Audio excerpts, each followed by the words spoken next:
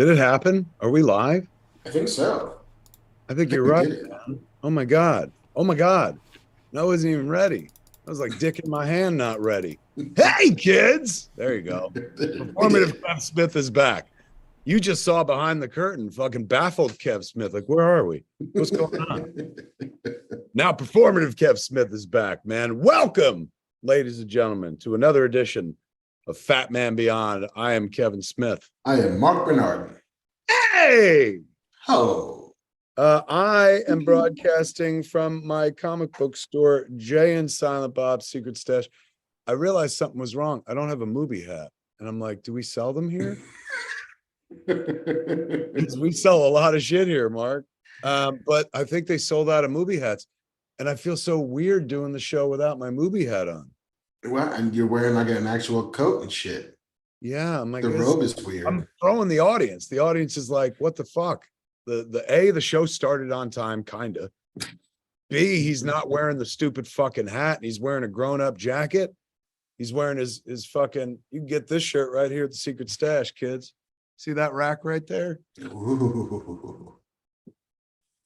Get one of these fine fucking KREL shirts. That's the station that Mr. Svenning worked for in Mallrats. And Randall wears that shirt in Clerks 3. As you can see, behind me, there's always a wall of pops when I do the show at home.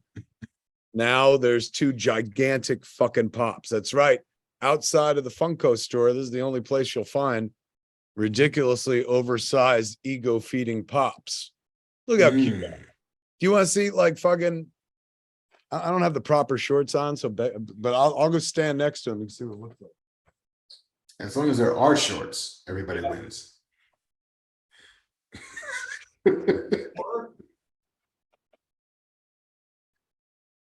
I didn't realize how deep the set was. Pretty deep set, my friend. You're not on the volume. We could bring so many fucking animals, fucking elephants, whatever the fuck, right in. Goddamn circus behind me, man. How's everybody doing out there, ladies and gentlemen? Welcome to Fat Man Beyond, as we said fucking already and stuff. Marc's in Los Angeles. I'm currently in New Jersey. I've been on the road with the convenience tour, which has been fucking bliss. Like every night, everyone makes me feel like so smart and clever and fucking talented. It's so awesome. Our biggest show was an 1,800 seater in Denver, sold out. No shit.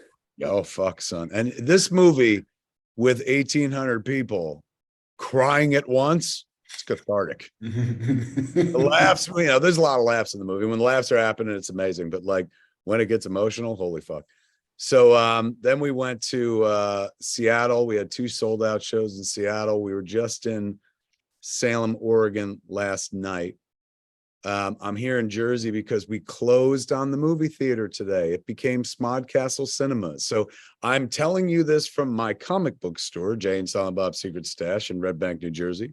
Been open for 25 years. And if you do want one of these fucking fine ass KREL shirts, you go to jayandsilentbob.com and there's a separate link for the Secret Stash.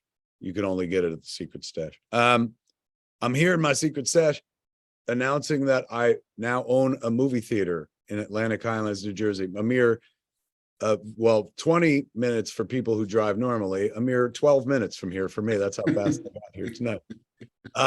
12 minutes away in Atlantic Highlands, New Jersey. Ernie had the sign put in. I posted it on Instagram. And it's lit up. Like I left there at night. It's all lit up.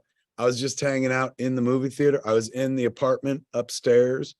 But I was hanging out with the kids that run the fucking theater, Mark. 52, I'm hanging out with the fucking proletariat, son.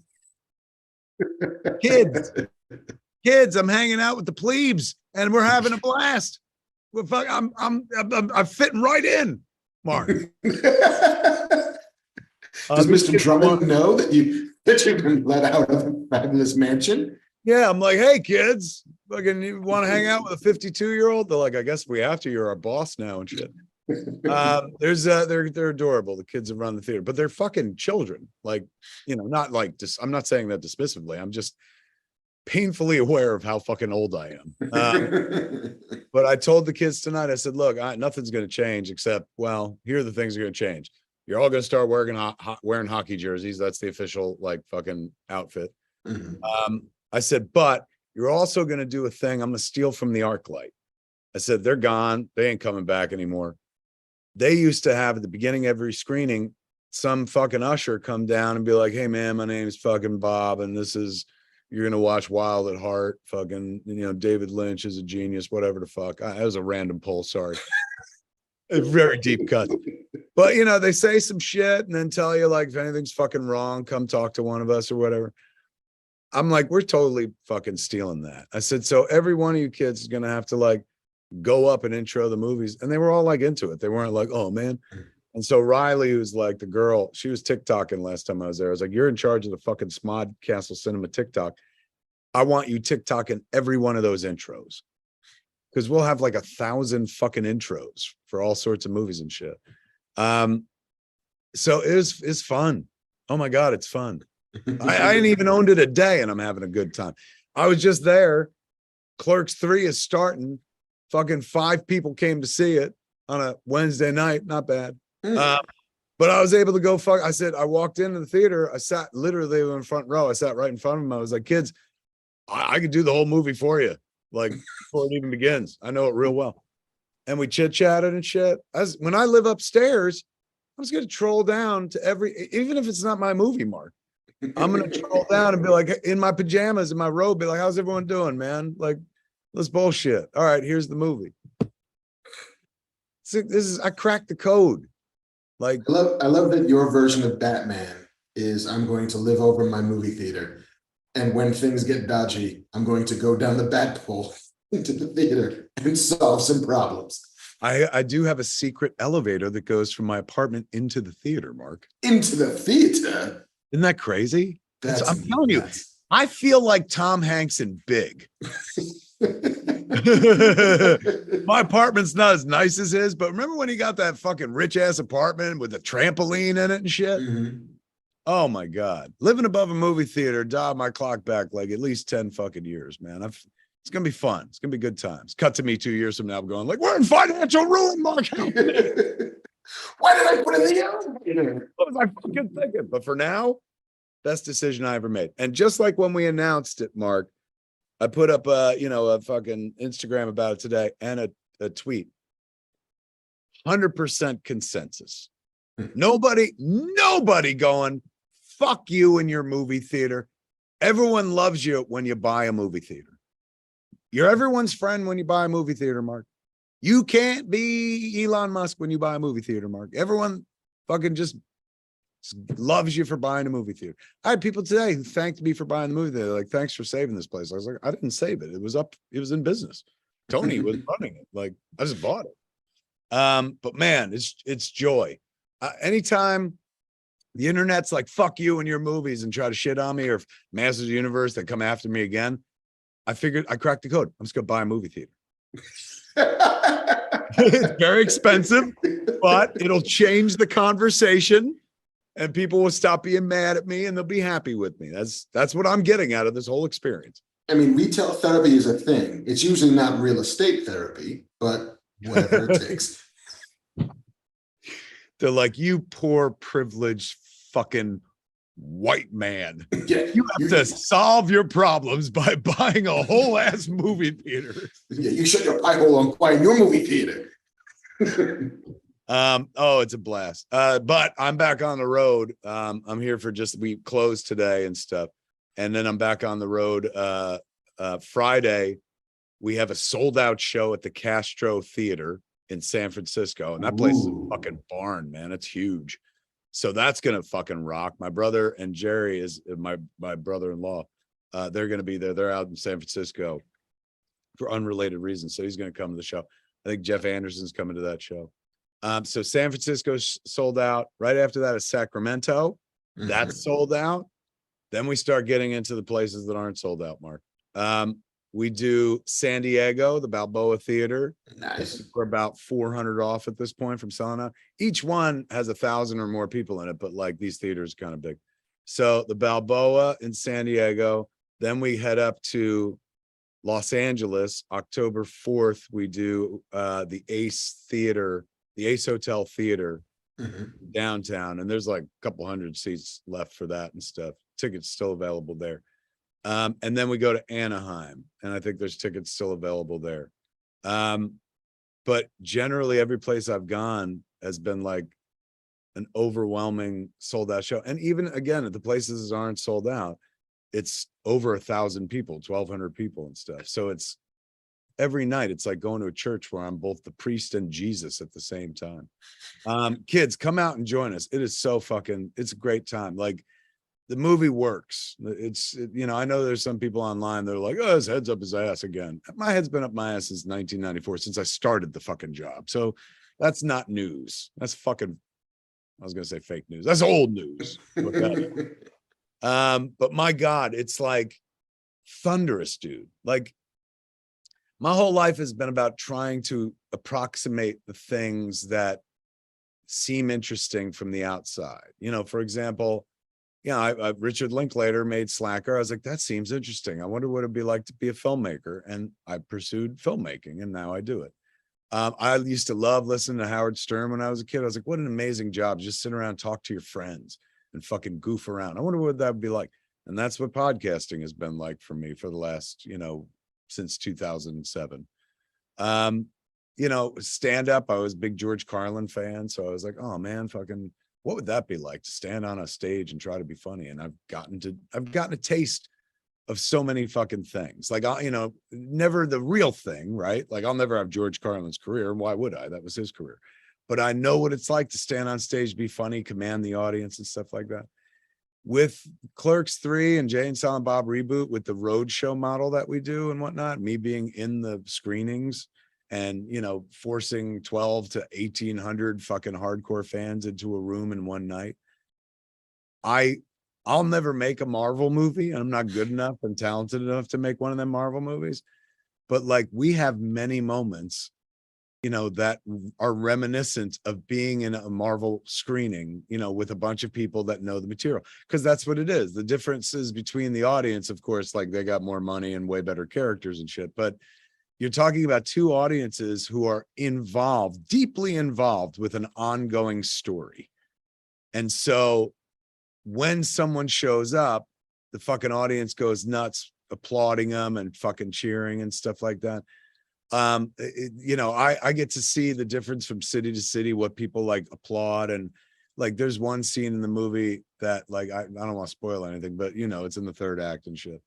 And like 8 out of 16 times it's gotten fucking applause at this moment, which is really tender. And I never expected that. Some moments you plan for, like all the funny shit. I was like, I knew when, Jay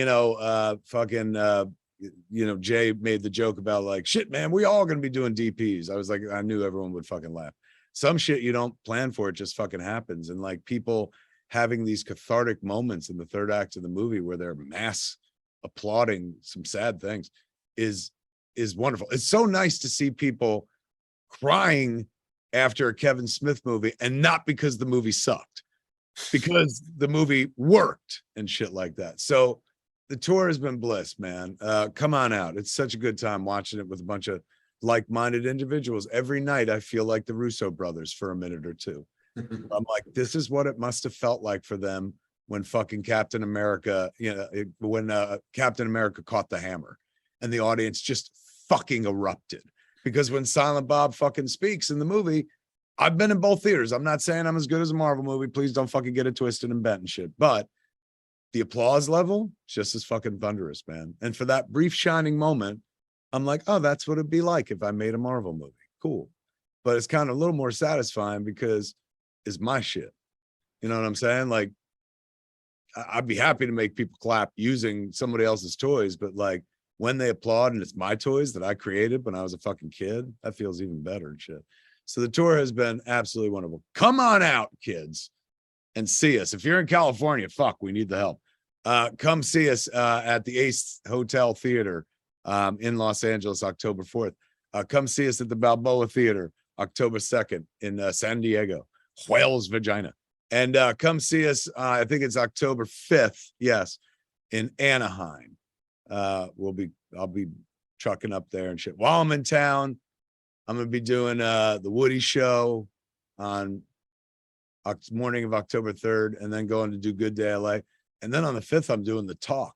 I did the View when I was back east. Now I'm doing the Talk, dude. I've done them all. I did the View, the Talk. Are there any more the shows? I could do it.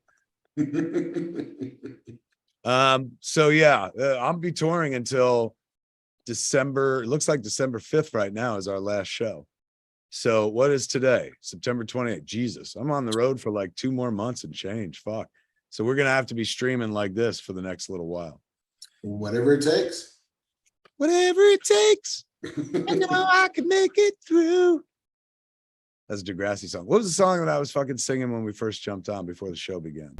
Well, I was singing Dougie Fresh, the show. I don't remember the one that you were doing before that. It was a Journey song. Which one? Do you remember? It wasn't Don't Stop Believing. No, it was Faithfully. Oh, thank you, JC. That would have bugged me all night. I was like, because Mark said, how's life on the road? And I said, Circus life. And you know what? I went lower because I had some shit in my throat. Hold on. I'm going to try to do Steve Perry justice. Oh, don't do that. You're going to hurt yourself.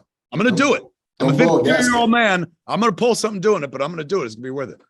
Circus life. That's as high as I can go. The other one was high. Whoa. Life on the road has been absolutely wonderful. Watching the movie over and over, like a play every night almost. I can do this movie in my sleep, man. I can fucking do every line of dialogue and stuff. I'm sometimes like I can sit there with the kids, but Josh and Liv are the tour managers. I can sit there with the kids and like go like cue laughter now, and fucking audience goes eruption because I've seen it so many times. I know all the laughter places. It's wonderful. So I've been having a good time. Please come out and join us, kids, particularly if you're in fucking California.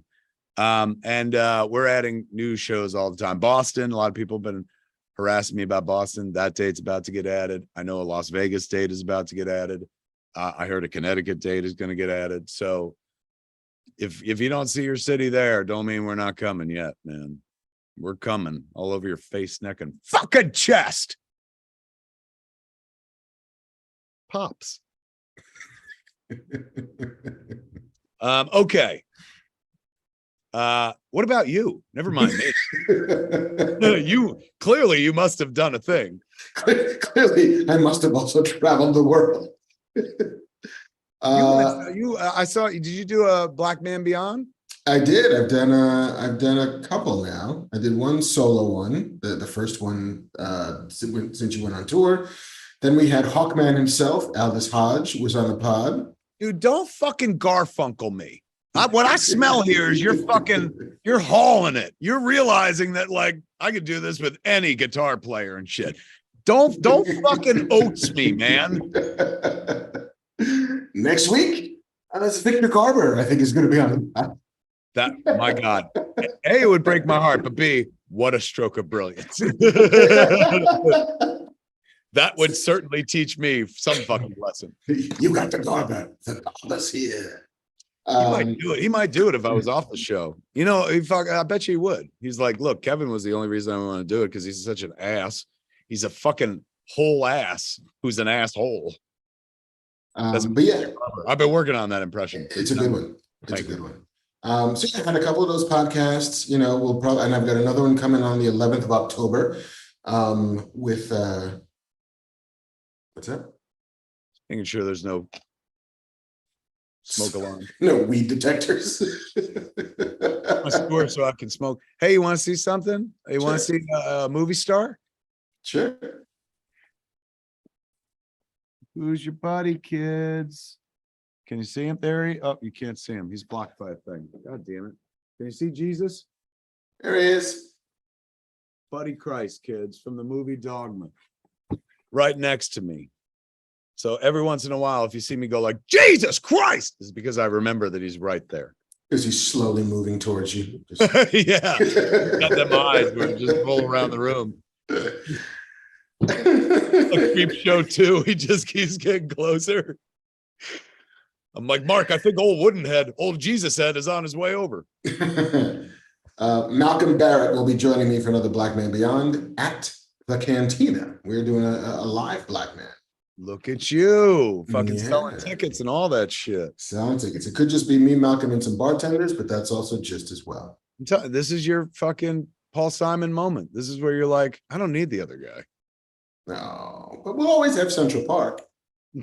That's true. We get to have one reunion, and then for the rest of my life, I'm like, hey, you want to do another one of those? And you're like, no, I'm good. We gotta go to South Africa and record an album. What? That is deep cuts. I mean, look, I'm sure the audience is like, what are you old men rambling about? We're doing Paul Simon material, kids.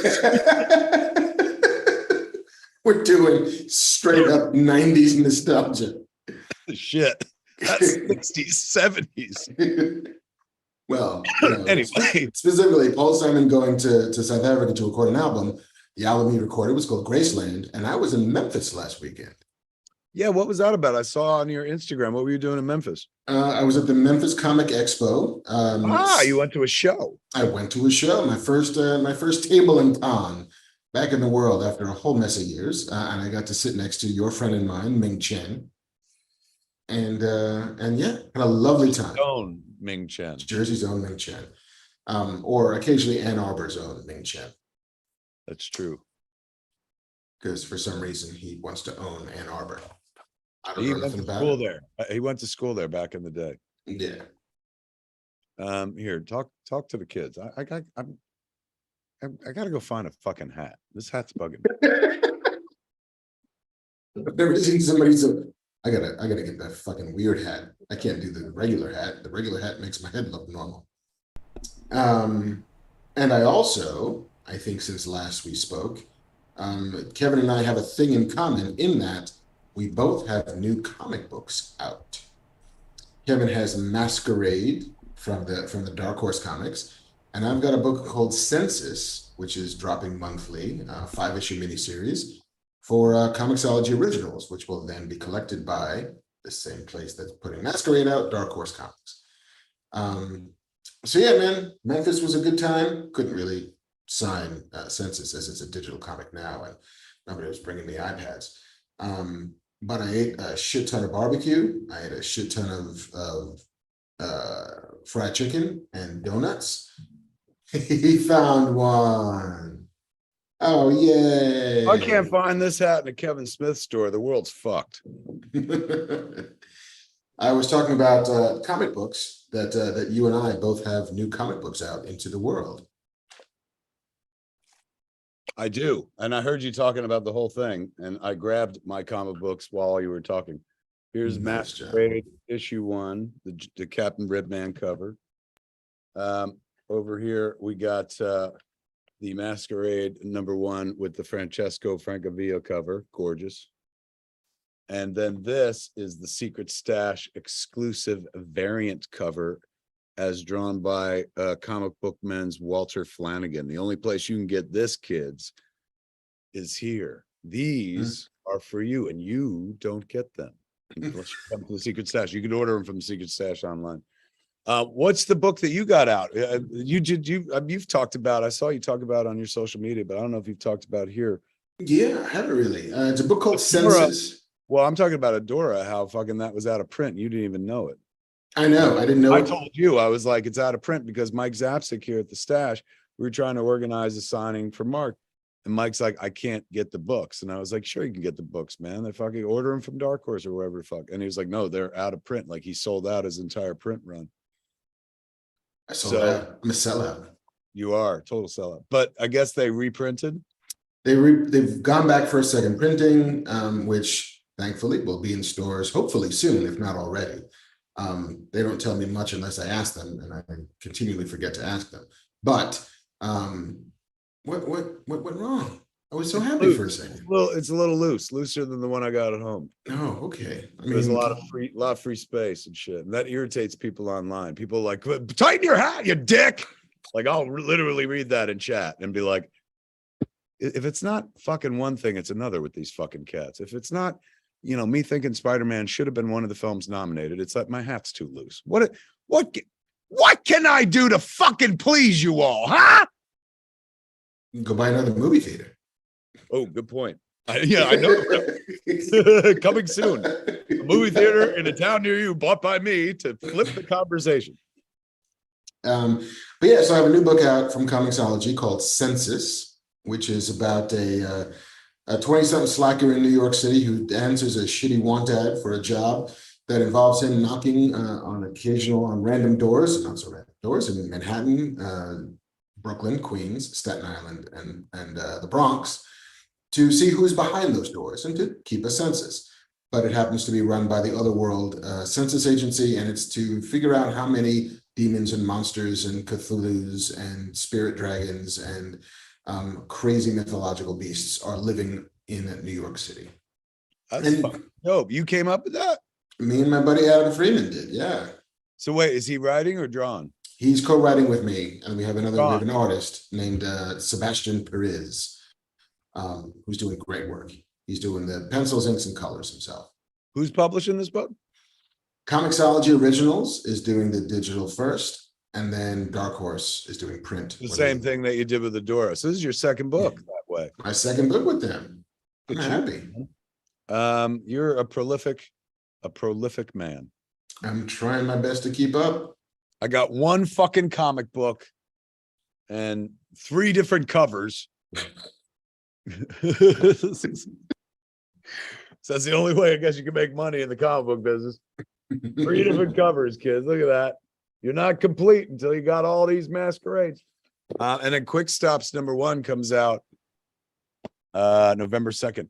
We sell the masquerades on tour. Like at one point, Jordan was like, I'm going to send a box of the comics. And I was like, Masquerade has nothing to do with Clerks 3. She's like, if they like you, they might buy it. And so we put a box out in Colorado, man. I signed half of them and the other half I just left at cover price, and pew, away they go. Pew. Believe me, I was at my movie theater tonight, hanging with the youth, TikToking with the youth. And one of the things I'm going to do there is bring some graphic novels. I told Mike Zapsik, I was like, pull together anytime a comic book movie's coming out, and even when one's not coming out, give me a full selection of fucking DC and Marvel that can reference any of the movies. They put out those treasury editions all the time, those Marvel Masterworks and shit. Everyone pays by credit card now. I'm saying this is almost a cash-free fucking world, man. So if they're buying popcorn, they're like, oh shit, I could buy the Infinity Gauntlet. They'll fucking, maybe they buy it. And that's one more person reading a comic book. Yeah. I'll have my kids, when they introduce the screenings, particularly if it's a comic book movie, if you like this, it's based on X or Y. It's based on the Judas Contract, which we sell at the concession stand. You see how we do? Because the secret of the movie business, Mark, you don't make any money off the movies. Studios take half the money. The good half. Like when you open a movie, they take like 75% of it and shit like that. It's crazy. So you're really in the candy selling business. Or in my case, the candy and the fucking comic book selling business. I went to the Rio Theater, up in Vancouver, because we did Clerks 3 up there. And Corinna, who owns the theater, man, she was giving me tips and shit. One of them was insanely helpful. I was stealing ideas, bring back to my movie theater. At the end of the first show, like they got 2 shows a night. At the end of the first show, when everyone leaves, you know how ushers sweep up and shit? They come in with fucking leaf blowers. And they just blow all that shit down to the front and sweep it up in one full swoop. I was like, that's thinking. Wow. That's thinking. Now, who's got money? Nurses. This guy, Jerry Graff, he's going nuts. Got 5-10 nurses a week. No, sorry, I dipped into Glengarry Glen Ross. And not even a good rendition of it, to be fair. I was approximating Ed Harris, but not well. Ed Harris, Jersey native. Jersey's own? Yeah, apparently he's Jersey's own. I know that because our own Dark Nate Gonzalez, who does our artwork for the shows, he's doing this gorgeous mural for the lobby of Smod Castle that features all the people who went on to movie success who were from New Jersey and shit. Roy Scheider, Jaws is represented on the wall because Roy Scheider is from New Jersey. Didn't know that. Oh my God. You can obviously tell I'm very enthused about this movie theater. I'm going to be like an insufferable ass about it. We have to stop talking though about me and my bullshit. And we talked a little bit about you and your bullshit, but we have to stop that too. We do. We better fucking talk about the bullshit people want to hear about. And we got two classes of bullshit to talk about today. We have the Andor class of bullshit, in that I've seen the first 4 episodes. Have you seen? You saw 4. I saw 2 so far. Yeah. And then what is the other class of bullshit? The other class of bullshit is news that we can talk about, because there's not a ton of news, but it's big news. Let's start with the news because it's so fucking exciting. And yet, at the same time, not surprising one iota. You know, when it happened, piece of news is like, I get it. When it happened, I was like, wow. Oh, of course. Like, how did I not see that fucking coming? Marc is an old news hound, kids. And so he gathers up the news and he's newsing it. He's newsy. He's newsy. He's one of the newsy neighbors that you see in the 60s and 70s sitcoms. He's like Edna Kravitz or whatever the fuck. Anyway, he's always collecting. He's like Agatha all along. Marc collects the news. Marc's going to hit you across your fucking face with the big floppy wet dick of news. Hit him, Marc. Well, yesterday, it seems that, it made tonight's show necessary when Mr. Ryan Reynolds went onto the social media talking, just in general about, hey man, Deadpool 3 is coming. We're working really hard at it. I've been plumbing my soul to figure out exactly what it's going to be. But he came up empty. He didn't know what to give the crowd to make them happy. So then he just leans over his shoulder and says, hey, Hugh, do you want to play Wolverine one more time? And Hugh Jackman is walking through the background and says, yeah, sure, Ryan. And then walks upstairs because they live together like it's a sitcom. Yeah, it was yes, magical. Wolverine will be in Deadpool 3. Fantastic news. I saw they put up a second video where they were like, talking about how, we know you have a lot of questions. Wolverine died in Logan. That's not changing, but that movie takes place in 2029 or whatever the fuck. And then they go to tell you what it is, and they just play it fucking wake me up before. And there was one moment where fucking Hugh Jackman, like Wolverine, clawed into Ryan Reynolds' head, and then he was doing the like fucking stab. How long do we need to live to see this magic? What's the new goal to stay alive? Stay alive. What a We'll find you. How long do we have to live, Marc? You got to live 2 more years, my friend.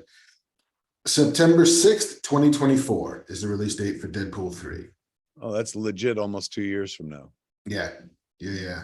Ugh, that means I got to make another movie to kill the time and shit. All right. Sorry, kids. Gonna have to make another movie, force another movie on you. Thanks, Marvel. Blame Marvel and fucking can't get their shit. This is a Marvel movie, right? This is the first Deadpool under Marvel, and that's why they thanked Kevin Feige in the second trailer. They do indeed, yeah. It is, because Disney bought Fox, and so now that brings all of the Fox things under the same corporate umbrella, which is how you get Wolverine in a Deadpool movie, and everybody wins. Talk about the stroke of brilliance in terms of it's Deadpool 3, and we all love Deadpool, and we all fucking went for Deadpool 2, more or less. There's a good chance we were all going to go for Deadpool 3, but man, if you want to fucking clinch that, you want to make it a sure fucking thing, you want to no way home that shit, they just figured it out. Now, my question to you, and this is not I ain't a complaint by any stretch of the imagination, but where do you go from here? Like, how many times can you close the past on the present before you run out of shit? I mean, I guess the sky's the limit. But moments like this, they're getting a lot of bites at the X-Men apple, right? Like, as much as they're like, we're creating our own mutants, they are like giving victory runs and milking the fucking Fox X-Men for all they're worth. We had Professor X show up in Multiverse of Madness.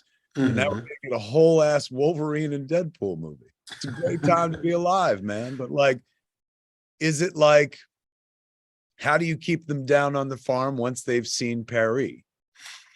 I mean, it's to a certain degree, Marvel is absolutely introducing mutants in a slightly less obvious way in the other stuff. I mean, Kamala Khan is a mutant. In the margins of a She-Hulk webpage, you got to see Man with Claws destroys Bar.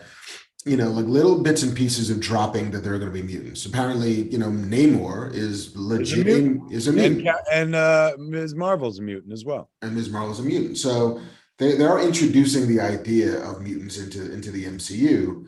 I wonder if, and they will 100% at some point introduce the X-Men or the mutants or whatever they're going to end up calling them.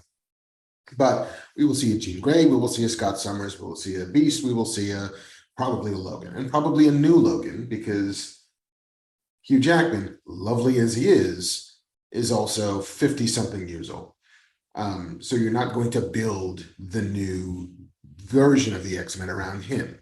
So is Deadpool 3 a little pocket universe? Is it its own little weird offshoot of the MCU? Or is it MCU Prime? And are we just going to, is it all going to be folded into the same thing? Is this the multiverse that then gets folded as with everything else when we get to the Secret Wars? I just assume multiverse, but talk about a glow up. Like, I love the Cable story and I love Josh Brolin when he goes funny, but Jesus, stroke of brilliance pulling this one. And again, how did we not see it coming? They're always fucking around with each other in videos and shit like that. Mm-hmm. But I guess we're all so literal, right? Because we're like, well, Wolverine's dead. And Hugh said he's done playing Wolverine.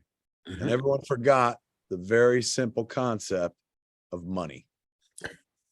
You know, doesn't make the world go round, but it definitely greases the wheels. There's no way he's doing it out of the kindness of his heart. I'll tell you that fucking much. No.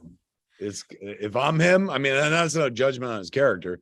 That's me playing Hugh Jackman like an avatar.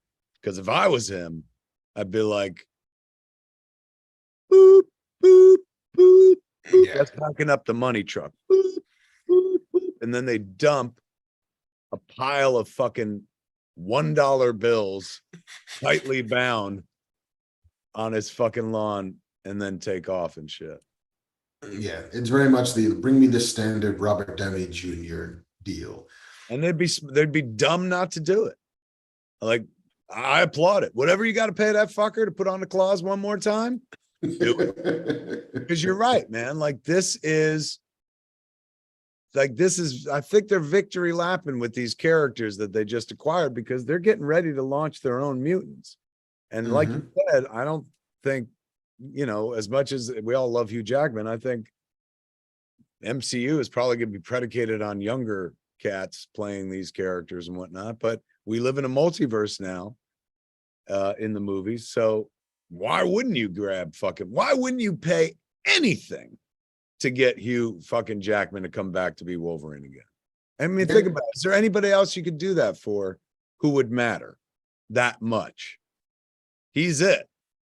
Of all the characters and the actors, he's the gold standard in terms of like, you know, oh my God, this fucker's back. Like, I'm not saying everyone didn't matter and shit, but like, you know, you get fucking Famke Janssen back for a cameo. You don't build the whole movie around her. But Hugh Jackman as Wolverine, even my mother knows that Hugh Jackman is fucking Wolverine. Not fucking Wolverine, but that Hugh Jackman is Wolverine.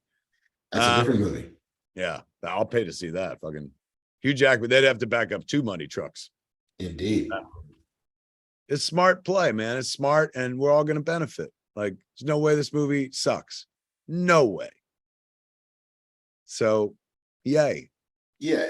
Yay for all of it except the 2-year wait, which seems a little egregious, but as Marc says, as a judge, I'll allow it. So that was the universally acknowledged and accepted good Marvel news of this past week.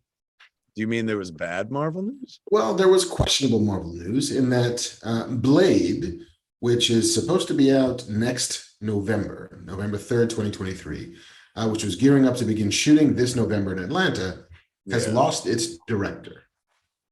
Who was the director? Director was a fellow named Bassam Tariq, Let's see if I Where'd he can go? check. He well, it's unclear exactly why he left, but the statement from Marvel is, due to continued shifts in our production schedule, Bassam is no longer moving forward as director of Blade, but will remain an executive producer on the film. We appreciate Bassam's talent and all the work he's done getting Blade to where it is. And Bassam had put out his own statement saying, it's been an honor working with the wonderful folks at Marvel. We were able to put together a killer cast and crew, eager to see where the next director takes the film. What do you think that's all about? It's hard to tell. It does not seem entirely like creative differences, the standard age-old Hollywood excuse for people who just didn't get along. But I think that when John Watts pulled out of Fantastic Four, he similarly said something to the effect of, there's not enough time in the schedule for me to make the movie that I think I want to make. And I also need to fucking relax a little bit after having just delivered, No Way Home. And so I think it was a little bit of burnout on his end and a little bit of, if we're going to make a good one, we need more time. And I don't think this is enough time. So I'm pulling out. So maybe we've slated these movies for our giant ongoing initiative, which is the MCU's various phases, is somewhat unforgiving when it comes to, is the movie ready? Do I think I can make the best movie that I can make? Or are we rushing to production to meet a release date? It's weird. I'm not the guy that makes those movies, but if I was in that position, I'd be like, yeah, fucking, I'll do it. I don't care about not having enough time. That's somebody else's problem. Like they announced a date, not me. And somebody does all the visual effects. I'm just the guy that shoots the actors saying shit. So I'm not saying like fucking I'm better than that person, but to me, it's just like, why would that be the reason to walk away?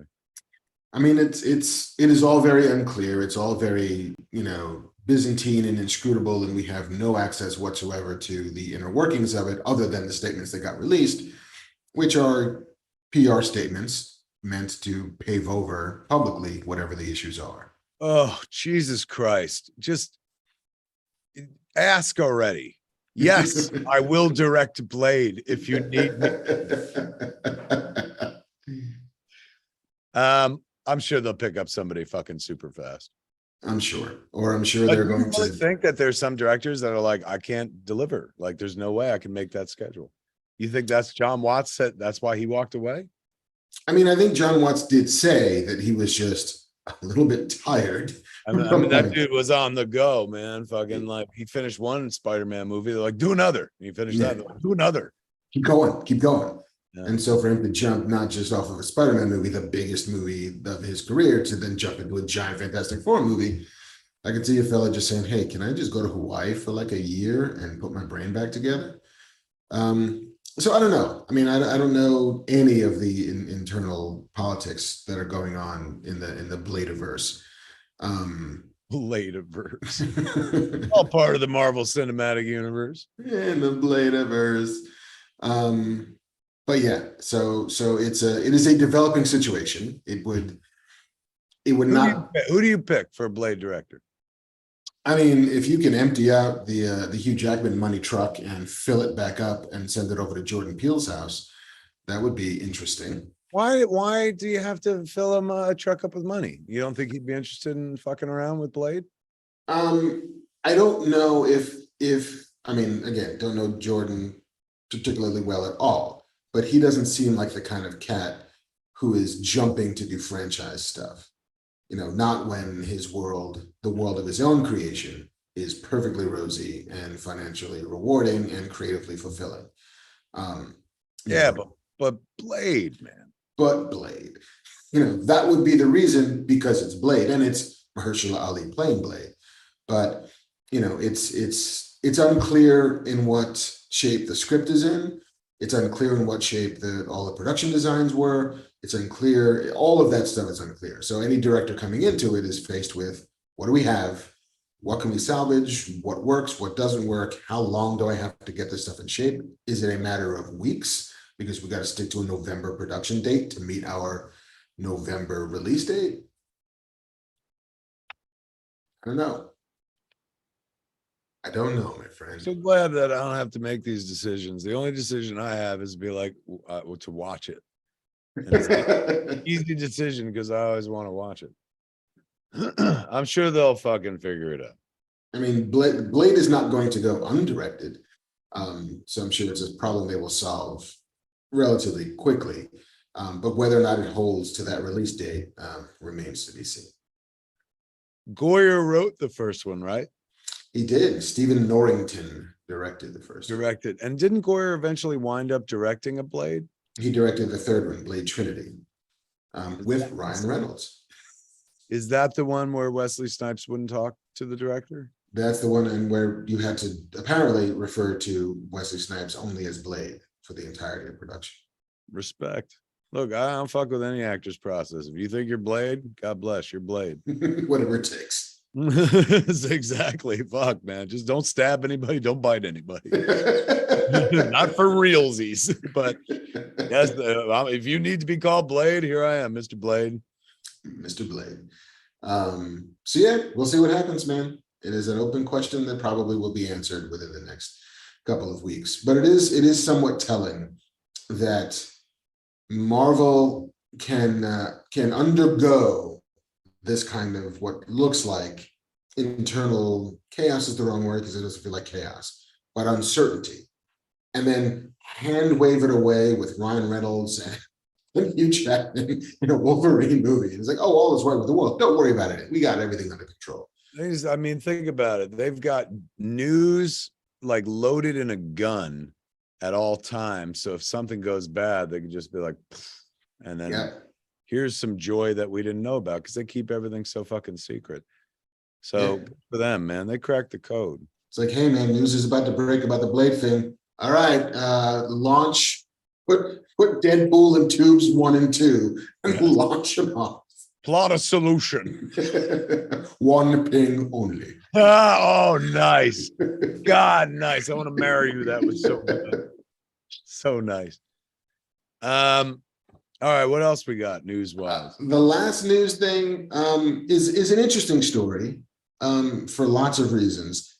The sad part of it also isn't that sad, really, but James Earl Jones, at 91 years old, is officially ceding the rights to all of his Darth Vader voice work to the character himself back to Lucasfilm, and is no longer going to be an active part in the voicing of Darth Vader.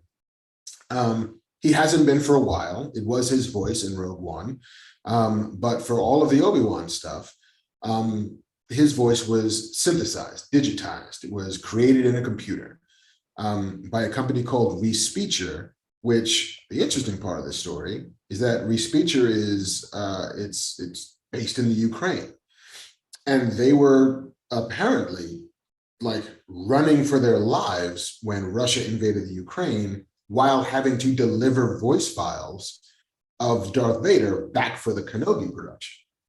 Jesus, talk about fucking pick a lane. Yeah, like the story on the surface of it is, oh yeah, okay, sure. I mean, I get it. He's a much older man and cannot, bring that level of spry bounce and menace that he used to be able to 40 some odd years ago. So okay, I understand completely the decision. Cede it back to Lucasfilm, and they will handle it all in-house. They won't bring on a voice double. They can now generate it so you can type in the words you want Vader to say, and he will say them. Like, kind of cool, a little sad, but also kind of cool. But then we're the guys who are making it, and we're living in the back of cabs as we're trying to avoid invasion is surreal, the height of surreality, except that it's very much reality. But that these guys who have figured out how to do this, and it didn't come in-house from Lucasfilm, the same way that like the best deep fakes of Mark Hamill did not come in-house from Lucasfilm. Just guys out in the world who cracked the code, and Lucasfilm went out and got them. But it just so happened that they were. Why? You know what? Like, that should be the case. I sit before you in my own comic book store with a egregiously oversized pop of my character because I'm an outsider artist. Somebody not from the system whatsoever who made a thing and it caught attention and I became part of the system.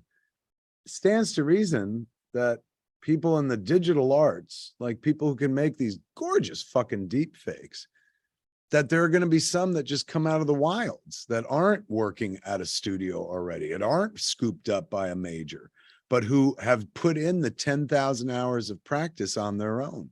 And just pop up, like putting up a YouTube video where you're like, oh my God, Tom Cruise is like doing flips and talking weird and shit. And then you realize that somebody else did it. So I get that, man. Like there's always going to be raw talent out there that's not like raw, meaning you just got to shape it.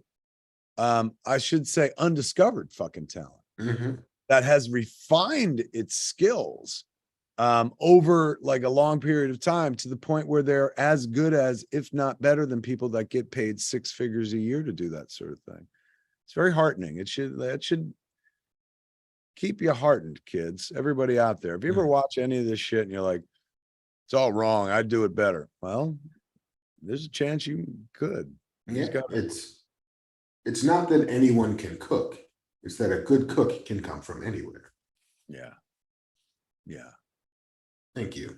Is that what did they say that in the movie, or did you just make the movie better? No, that's legit what what's his face? Oh, and then ego. Yeah. And that's what he goes. Because he had a beef with the fucking anyone could cook, but Right. his final summation was, Yeah, I realized that it wasn't that anyone can cook. It's that a good cook, a good chef can come from anywhere. you're gonna make me cry. I love that movie so much. I was thinking about it today because I critic is best is in the service of the new. the new needs friends. Oh God. Oh, don't. Oh my God. You know how good that fucking movie is? It makes a filmmaker side with a critic. That's how powerful that film is. I remember watching that movie and being like, I just want to give every critic a hug. I want to make them food. Apparently that's how you make them like your movie. Brad Bird, you infernal genius. Oh God, that was a breathtaking fucking moment in cinema for me. Like I remember bawling during that whole sequence and his whole review. Yes. This ain't some people might be like, Kev's too high. That has nothing to do with being a stoner. I don't get high. Fucking 52-year-old man. I get centered. It's like coffee for me. So back to that being said, the tears come from a real place, from an appreciation of art place. Yeah, no, Brad Bird is brilliant. But I did have this thought today that I then went on Twitter to talk about, somewhat inspired by both The Incredibles and the most recent Black Adam trailer, which is why don't superheroes fly standing straight up and just moving through the air like that? Why do they have to be like that? Because Superman did it. Because at some point George Reeves had to lay on a table and they blew a fan in his face, and that's how you made him fly. And so that now is how everybody's supposed to fly. But then you see like The Rock flying, and like he can barely kind of look up, and so all he can see is like maybe like 20% of a field of vision, and then he turns to his side, and then it becomes, how do they see? Like, are there like super fluids in their eyes to keep their eyeballs from not drying out? Are their eyelids so tight to their faces that the air doesn't go in and buffet their brains around like a sneaker in a dryer? Like, how does flight even work? Of course it doesn't, because it's all fake. But then it's like, well, you don't even need, yeah, I know, sorry. Apparently I decided to Neil deGrasse Tyson superheroic flight this afternoon. And people I'm sure were happy about that. Absolutely. Because the internet has a fantastic sense of humor. But most people were like, I never thought about it. It's like, yeah, because he's not generating lift. He doesn't have to worry about control surfaces like Iron Man. Iron Man should be that way because he's actually got to keep aloft. But Superman, that flight is a power of will. He can go as fast as he can think he can go. It's funny you mentioned the like fucking why are they gonna fly like this? Because I got an image in my head of somebody who's got their arms crossed, Magneto, right? And he just he don't do this, he just hovers on a disc or whatever the fuck. And I bet you that's probably because Ian McKellen was like, I'm not laying down, dear boy. Yeah, I don't do that. But yeah, if I ever make a superhero movie who flies, motherfucker's gonna Magneto across the screen. Yeah, it's like, Never look do at this me. shit. Ooh. Why would I be prone? Then again, if you're upright, you're exposing your heart to attack. So maybe being down is the move. But if you're Superman or Tef Adam for that matter, you're mostly invulnerable anyway. So it's just convenience, I guess. This is apropos of nothing, but I'm in the New York Times today, the physical New York Times, the actual newspaper. I was online. The article went online last night. I just remembered a record. An actual piece of the newspaper. And it's a story about me and Jason Mewes. Every once in a while, the media writes "they're still friends" story. And this time it was the New York Times did a very lovely one. And is a cool picture of us here in the store standing in front of Jesus, literally. He just sits over there. For those who came in late, the Buddy Christ sits over there and stuff. So hence the Jesus joke. I really hate having to explain my shit. Please get here on time. We're done with news. We're done with news, my friend. We're done with news. I wanted to talk very briefly about a TV show that I'm deeply in love with.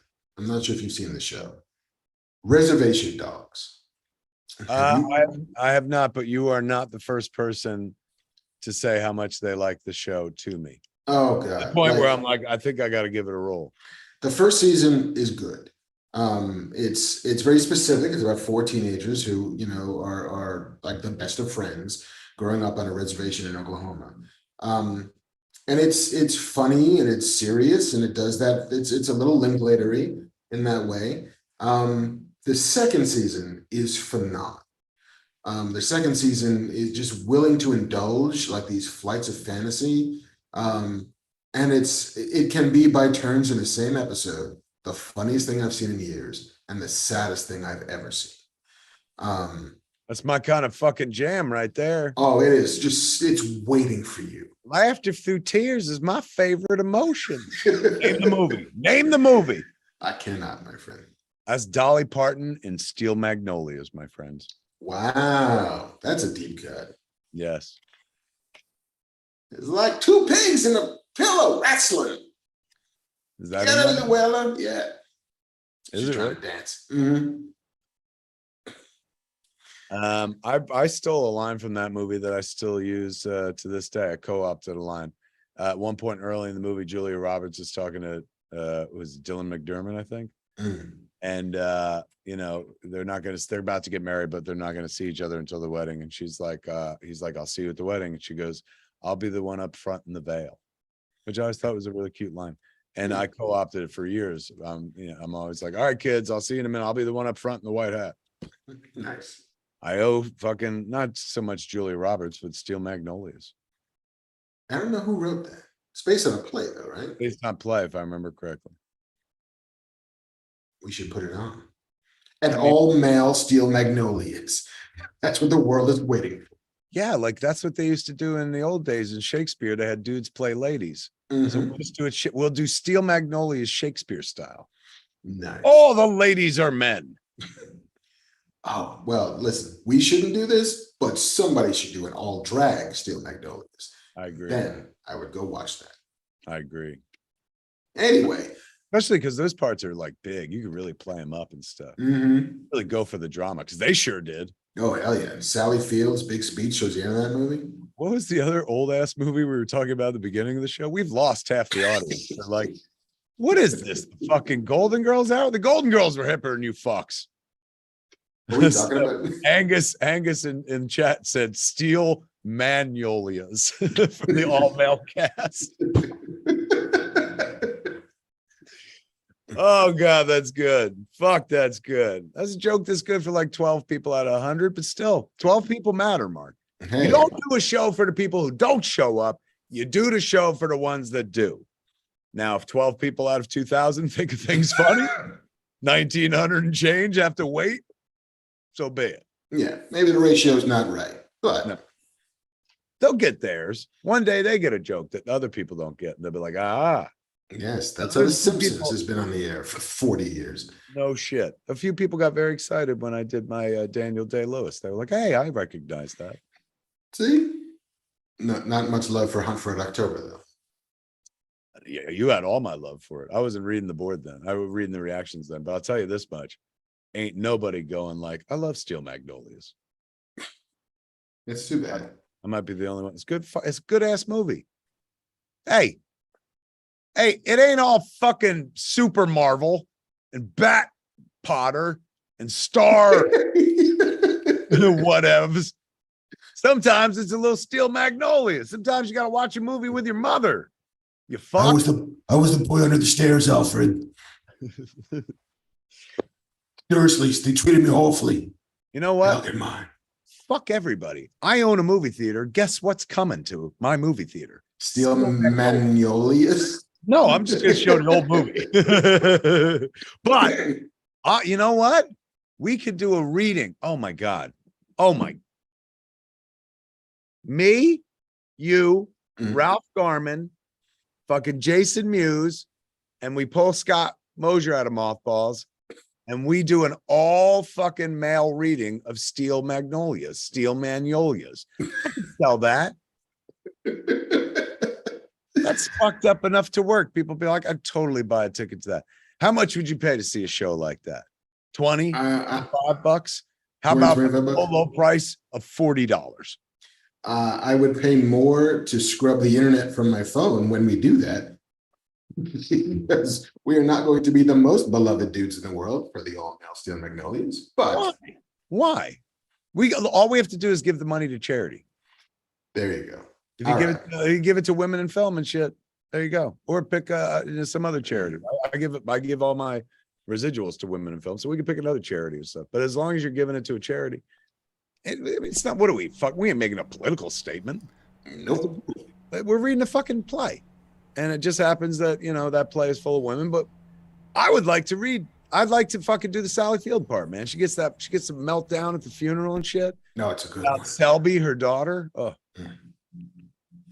Okay, I'll do it. DJ Kento says Puerto Rico is in mighty need. There you go. We'll give all the money to fucking Puerto Rico. Oh shit, son. Andrea Mastro Batista says Steel Dragnolias. Oh, fuck yes. Let me tell you something. Maybe this means something, maybe it don't. But from the guy who made Clerks, golf clap. Jeff's kiss, as we say around these parts. Fuck you. All right, so I'm going to check out Steel Jeff's Kiss production. God, see, you think big. Think big, be big, my friend. I'm gonna check out Reservation Dogs then, man. You sold me on the it's funny and it'll make you fucking so sad. That's how we got to Magnolias. Half-hour episodes, and they're all on Hulu. Fun size. Fun size. Love Much like Andor's episode length. Not fun size. 47 minutes. Well, but it's also like 7 minutes of credits. So you're really only at 41. Shall we get to we're done with the news? We're done with the news. There's the news, kids. Only one more piece of news. Clerks 3, the convenience tour. It's happening. You can't stop it. Go to clerks3.movie for tickets, man. We're going to coming up to the California leg, man. San Francisco and Sacramento sold out, so you're fucked there. But Los Angeles, Anaheim, these people don't like me at all. Plenty tickets. The Balboa Theater in San Diego, some tickets left.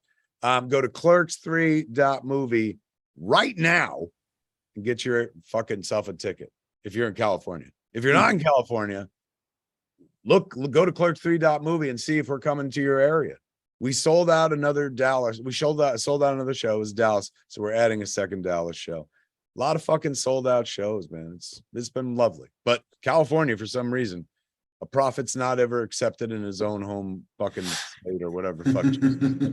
So, Jesus. Can't see him. He's hidden. He's hiding. He's shy. He's Fred Armisen as Prince as Jesus.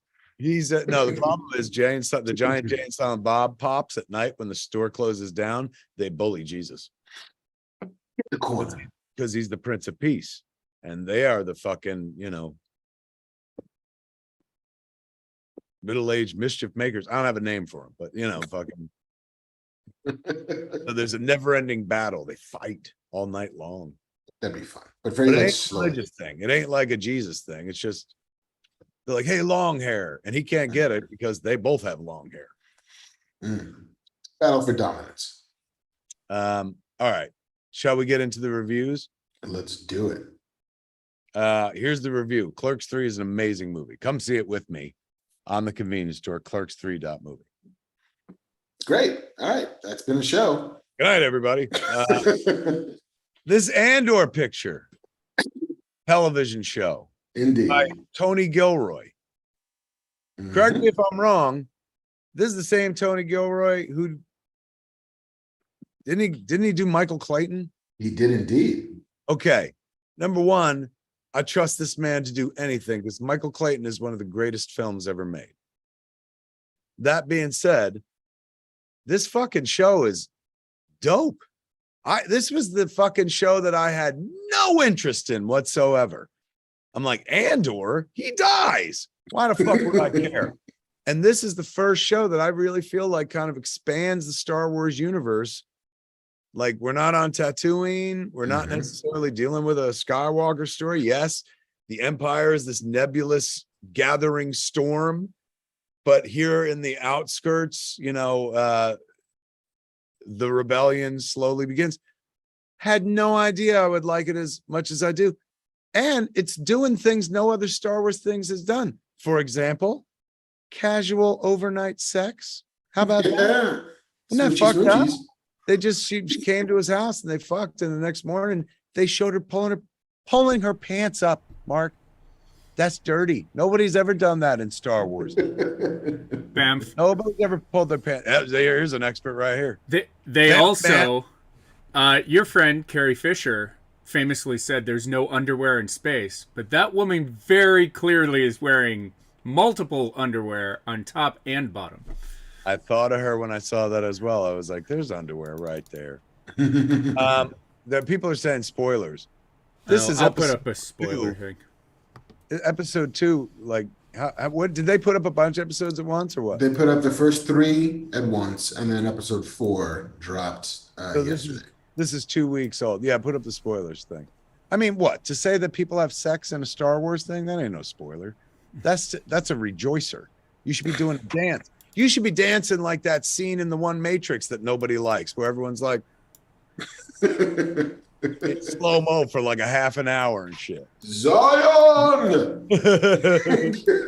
It's time to get down. I was on a plane and somebody chose to watch that. And so they were next to me. And so I was casually watching the dance scene. And even with the sound not on, I'm like, this is an easy lift. You could have cut that whole thing. But to be fair, the Wachowskis are such brilliant filmmakers.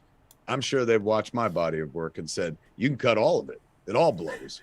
I will say that there is, if you really want it, on the YouTubes, there's an hour-long Zion dance rave mix. So somebody just looped the footage? Just looped it over and over and over again. So that what, song bro? just keeps Here I was just shitting on it, shitting in the mouth of Zion and the dance party. What you just sold me, I'm buying. Because I could totally see putting that on, going to sleep to that. Yeah. Going to sleep going, what were they thinking? It's also the only part of Matrix 2 that anybody remembers. Like 25 years later, everybody's like, what happened in Matrix 2? I don't know. But that dance rave sex thing. It's the lightning rod scene. It's the thing that grabs all the fucking energy because people are like, did you see how long they danced in that movie? Yes. All right. Let's talk Andor. And JC, Bamf man, you should stick around for this. I have ideas. Sure. I have thoughts. I'm sure you got feelings. I have thoughts. Let me tell you, I have no notes whatsoever. I thought this show was incredibly adult and grown up. Like, it was the first time I've watched a Star Wars thing and felt, oh, this isn't for kids. And not because it's like, ooh, it's too violent. It's just, this is for adults, this fucking show. Grown-ups. They're treating Star Wars in the grown-up fashion. I felt like when I watched this, it's like espionage, like a thriller, man. And I loved how fucking international it was. A lot of different accents this time. Mm-hmm. Oh yeah, somebody in chat just pointed out in the first episode, Andor, the show starts with him in a brothel. Yeah, he's in a fucking yes. I was gonna say a whorehouse, but I guess we shouldn't say it. But yes, he's in a brothel. You said it right the first time. Yeah, and then he fucking he acts. Well, were we spoilers? Yeah. When he fucking accidentally kills a dude, man, it's like that just felt real. I've never done that, but it felt like, oh shit, this is like a grown-up show. You could watch this on like, this is like a Dick Wolf show if you take it out of space. I mean, he accidentally kills a dude and then very much on purpose kills another dude. But we met that Andor before. Like we saw Andor kill a motherfucker at the beginning of Rogue One, just kind of like coldly, like, I got to do what I got to do. Mm-hmm. So that scene, like that part was like, oh, that's how he got to be that guy. But the fucking dude that he accidentally kills, which I think he fucking accidentally killed him by bashing his head into his nose, right? Like, because that dude grabbed him and then he did this shit. And then, he was fighting the other guy. I don't know if he ever re-engaged with the other guy, but the way I took it was him headbutting him did the thing that we always talked about when we were in fucking kids in school. That if somebody was like, cha, and did this at the right angle, the bone goes into the brain and you die instantly. That's what I got out of all that. You guys? I mean, it's a design flaw, to be sure, in the human body. But yeah, I think that's what we're supposed to take from it. And I think it might be less you die instantly, but more you drown in your own blood is what actually ends up happening. Either way. Is that right? You drown in your own blood? I think it's because all the blood that's, punctured, like up in here is all fucking blood vessels, and your brain is a pretty decent receptacle for it, goes down into your throat and into your lungs. Remember when Batman fought the mutant leader? He fucking busted this and shit like that. Yeah. And then in jail, he was just like, you got kids. He don't shiv. Batman don't shiv. All right, back to Andor. This show don't fucking shiv at all. I'm honestly duly impressed. I've only watched the 2 episodes.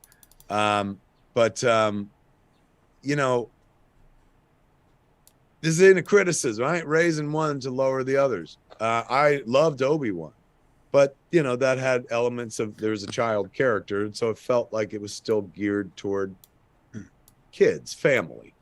This just felt like they were like, take the kids out of the room, and not because it's like too gross or too fucking violent, just because you're dealing with, like, they're treating this shit seriously. Like if you took it out of space and put it on Earth, it felt like a crime procedural. It felt like, I don't know. I was impressed. I mean, it's this story of radicalization, right? It's about, how a person goes from living their life thinking about themselves to thinking about more than that, and so, like, even to your point, like, Obi-Wan has a kid in it. The whole first 3 episodes of this show have a whole storyline about young Cassian before he's Andor, just Cassa, as a kid on Canary. And I love it because we don't have any access to that language. It's not even subtitled. I thought that was great. They don't, in the subtitles, they don't even tell us. They just give us a general idea. Like, and you can that's strong storytelling. I remember I was watching that going like, excellent fucking choice. Yeah, I put on exactly what's happening.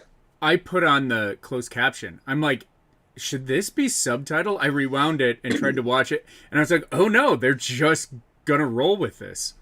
Yeah. And so everything about that little, like, youth society. We don't know where they came from. We don't know where their parents are, but we get the relationships between everybody. We get that they're curious about this imperial craft that went down. We get the tentative nature, and we get the loss at having, Cassian at some point loses sister, best friend, unclear, but all of that emotion happens. All of that story plays in a way that is still more mature than every flashback we got on Boba Fett. Like, it's actually story that's relevant to, why does this person decide to join the rebels? Like, why? What about him when he was young, like, laid the fuse that Stellan Skarsgård later on is going to light? You know, what about his life? Who is he portraying? Stellan Skarsgård. He's new. He's Yeah. new, right? It's nobody we've never seen. Because I was when he popped up, I was like, oh shit, and then I was like, wait, he's never been in a Star Wars thing. He looks similar to like one of the generals that you see in Rogue One, but I don't think I don't think they're the same person. I also find the procedural with the young Imperial, are they all Imperials or not? They're corporate sector authority, right? Yeah. So the guy, the young kid who's investigating the fucking murders and shit, who's got the kind of dog whistling best buddy, who's like, everybody clap and shit like that. That I thought even that story was really fucking interesting and grown up and not of a Star Wars thing at all. No, like every scene is about the people in that scene. And every one of those scenes is written in an incredibly interesting sort of way. And it starts in one place and it ends another place. Every scene has a purpose. And yeah, the Lieutenant Gorman of the corporate security, like, who wants to do everything by the book, who doesn't want to give up on anything, who disregards the orders from his higher ups, who investigate the murder of these two schlubs on this border planet or whatever. Like, it all starts to track. It all makes sense, and you all kind of understand what everybody in every scene is looking for. Like, I know what Andor wants. You know, I know what his best friend wants. I know, like, he just wants, I want to make enough money to get the hell off of this thing. I got this box that seems to belong to the Empire. I just got to sell it. Give me enough credits. And I want to find my sister. Like, all of those wants and needs are super fucking clear. You know, and then the first 3 episodes feel very much like Act 1 of this story. Like, then by episode 4, you're launching into what feels like the beginning of Cassian's career as an operative for the rebellion. But even those first 3 stories are just like, here's what his life is, here's what his world is, and here's what he wants. And every time people who feel like they're from the Empire start to talk, it's like you're in Michael Clayton. It's like you're in some boardroom. It's like you're in some like business meeting between super smart people. Truly the banality of evil, which is something that they don't do in Star Wars. In Star Wars, it's the dramatic evil. It's the obviousness of evil. It's the arch evil. It's, we're going to blow up a fucking planet evil. This is the banality of evil, just the paperwork. The fucking well, let's just roll, this wasn't a murder. This was a fight. And fucking tiny bureaucratic fucking nooks and crannies that allows eventual evil to thrive. Yeah, there's a great speech in episode 4 by I don't even know who that character is. I'm sure JC has a better read on it, but it's very much, these are the Imperial officers who are tasked with overseeing this particular quadrant of the Empire. It's in Imperial Security Bureau. It's ISB. It's like their CIA, I guess, would be the equivalent. Yeah, and he gives this great speech about how we're not cops, we're not policemen, we're doctors, we're surgeons, and what we do is we diagnose the problems in the Empire, and we figure out, is there a germ that's out of place? Is there a wound that's infected? Is there a bone that's broken? And we go in and we fix it, and we eradicate the parts that's infecting it. We cleanse the wound, and then we push on through. Like, the just that banality of evil, the disaffection of it, that we're removing the humanity from the job of impressing our will upon a galaxy. It's chilling, but it's so well done. The thing that I think I love so much about Andor, that has been missing in almost everything since the original Star Wars, is that it makes me believe that this is happening at some other galaxy right now. Like, when I first saw Star Wars, it opens a long time ago in a galaxy far, far away. It opens up basically telling you, oh, this is real. And there's so much, like, backwards referential fan service and everything since that this, especially the first 3 episodes where you don't see a stormtrooper, it was like the first time I've watched Star Wars in 30 years where I was like, oh, this could be happening. Like Mark and I talked a couple episodes back about like what makes a Star Wars? Is it the mysticism? Is it is it Jedi? Is it, what is it? And I think that's what it is for me. It's like, oh, I believe that this could be happening on some other planet right now. And Andor did that for me. It made me believe as an adult that like, oh yeah, these people are out there fighting this war somewhere up in the stars. I loved it. Yeah, like I don't need there to be Jedi. I mean, and when we talked about that, JC, for me, it was the sound of it. Like Star Wars is an audio experience for me, which is lasers sound like the lasers when they're Star Wars. Like when you do eventually begin to hear TIE fighters, it's like, oh yeah, there it is. Like it's the soundscape of it. And there's this amazing fucking scene in episode 3 that the tension builds entirely based on sound, and it's ambient sound in the show.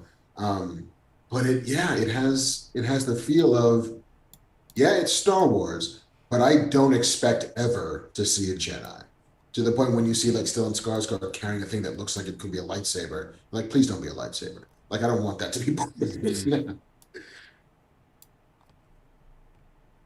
Yeah, I also loved it just kind of drops you in here. Like, again, the original Star Wars just kind of drops you in, and you have to figure out what a moisture farmer does and what stormtrooper, like you have to kind of like catch up to it.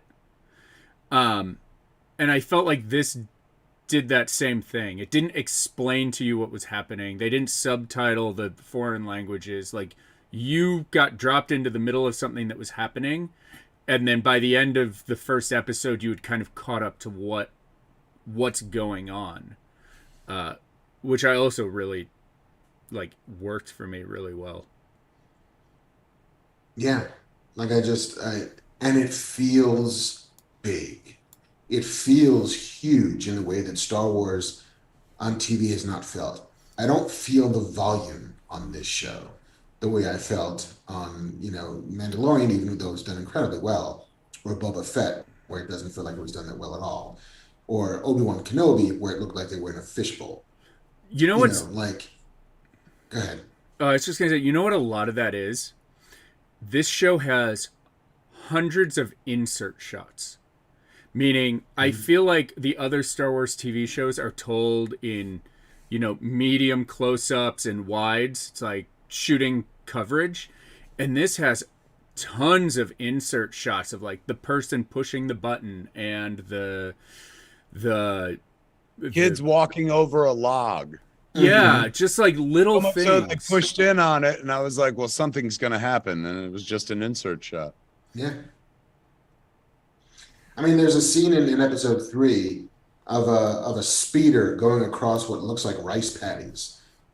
And it's this wide shot, and you're just seeing a thing that I've never seen before in Star Wars, and that it looks like a planet I've never been to. And it's beautiful.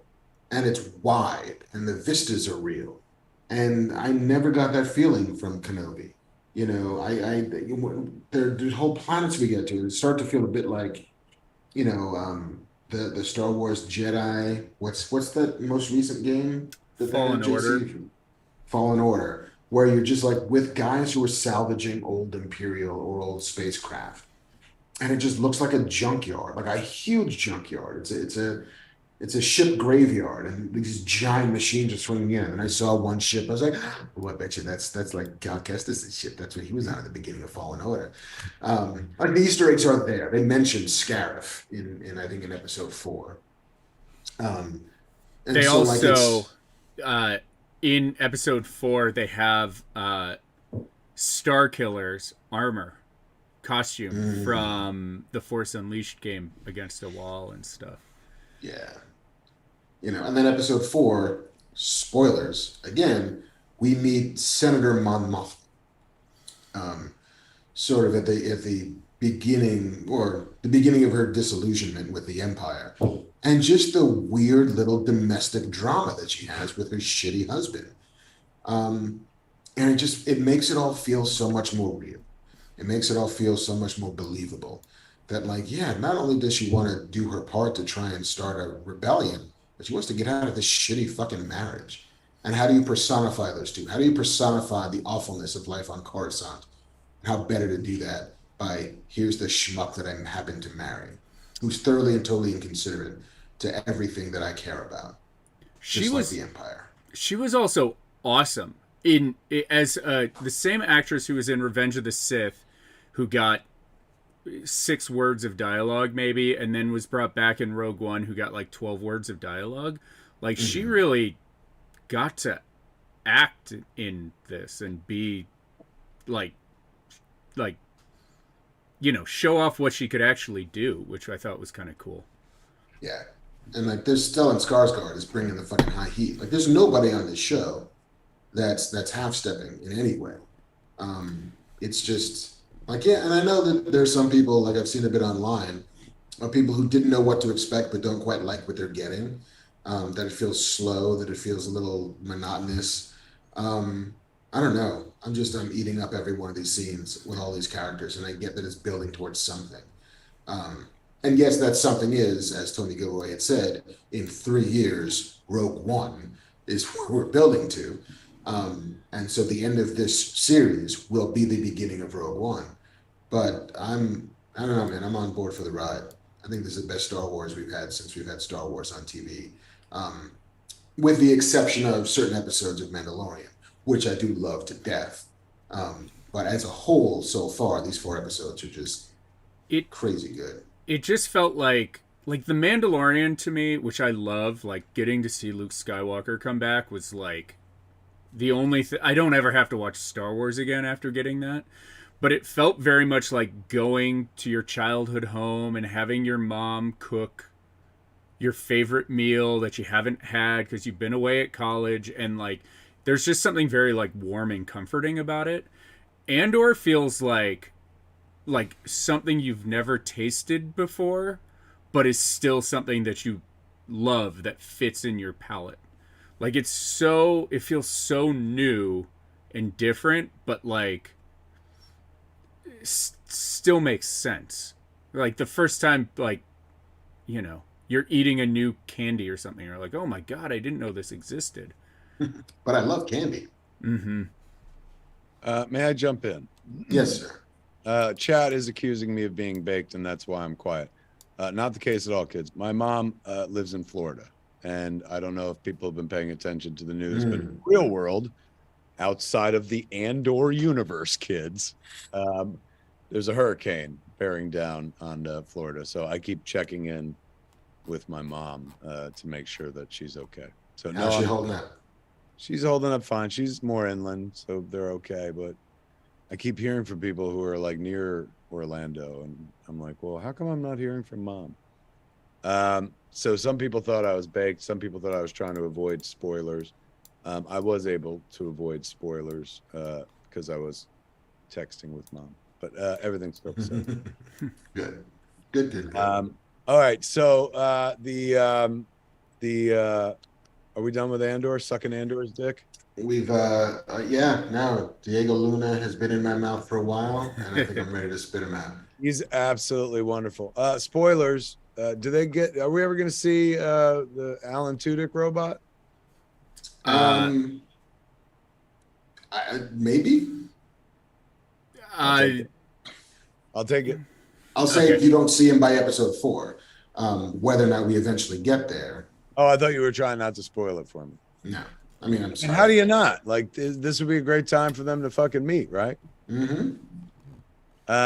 My other thing is, and this is unrelated to Andor, but have you been following this fucking Werewolf by Night stuff? They showed it. They showed it at Fantastic Fest in Austin, the whole episode, and people fucking loved it. Loved it. Yeah. Like, did you see the trailer? Somebody said there's a trailer. Yeah, no, the trailer dropped at D23, and they put it up online. And it's directed by fucking Michael Giacchino. Mm-hmm. He's a composer. Yeah, a great composer. An amazing composer, but you don't see me trying to compose, do you? Hey, Mike. That's how awesome. I love when people like, fucking step out of their comfort zone. Once an artist, always an artist, man. If you can fucking compose the scores that he does, that's directing notes. What's the difference in fucking directing a thing? And apparently he had a passion for it because it bleeds through in the black and white. Yeah. But have you awesome. Heard that Man Thing pops up in it? Yeah, no, I think he's in the trailer. I gotta watch this trailer. I'm sorry, I've had my head up my ass with Clerks 3, the convenience tour, man. You can come see it. Come see Clerks 3 with me on the road in a city near you. Tickets at clerks3.movie. Yeah, I was shocked that fucking like they threw a little Man Thing in there. Yeah, I think they're just unload like all of the joyous Marvel horror stuff. Like, just let's get into it. It's great. Honestly, it's a great time to be alive, man. Absolutely. I'm so glad I lived through that heart attack. I mean, not the least of which I got to make like Jane Silent Bob reboot and Clerks 3, Clerks3.movie. But I also get to see shit put fucking Man Thing in a black and white Werewolf by Night fucking like Disney Plus show. It's crazy. We're crazy. I know the internet is engineered for people to complain, but like, who can complain at such a time of bounty like this? Great time to be alive. Indeed. Are you at all caught up? Yeah, don't do it. Caught up on what? House of the Dragon and or Lord of the Rings of Power. I'm not a Rings guy, so I won't engage with that. I'm sure they did a great job, but I didn't go for the Rings movies. I don't think I'm gonna go for the Rings TV show. Fair and that's I'm again, everything I've seen, I was like, oh my god, it looks magnificent, but I'm not a Tolkien guy. And then what was the other thing? House of the Dragon. I have not gone back to House of the Dragon yet. I should, because I talked about today on my Instagram post. We got a bunch of guests. I know, I saw. For fucking Smodcastle Cinemas. I was on a plane the other day and I had time, so I was like, I'm just gonna start texting everyone in my Rolodex and see if they want to come play. And so I was texting with Joe Russo, and what a delight he was. And he was just like, oh my god, we're in Atlanta shooting a movie, we could fly into Newark, like what day? And we picked a day and he was like, done and done. I said, what do you want to show? He's like, let's show them what they want to see. Like, really? And he's like, let's show both. I'm like, back to back? He's like, yeah, man, my brother will come down and talk. So Extinction 1 and 2? Exactly. Both Raymanes? So there's that coming up. George R.R. Martin is gonna come because he's got a House of the Dragons book, I think, coming out, art book or something. So he's a Jersey boy. He's originally from fucking Bayonne. And what a fanboy that guy is. So he's going to come to the theater. I think that's in early November. The Russos are in early December. He's entertaining as fuck. So George, I was like, oh, we could show House of the Dragons. He's like, you'll have to pay HBO. And I was like, they got enough of my money. So I don't think we'll be showing anything. We're just showing you fucking Grimm himself, man, the man. Show an episode of Beauty and the Beast that he wrote. Is that right? Did he work on that show back in the day? Yeah, the Ron Perlman into Hamilton show. Wow, he's been around for a red hot minute. Yeah.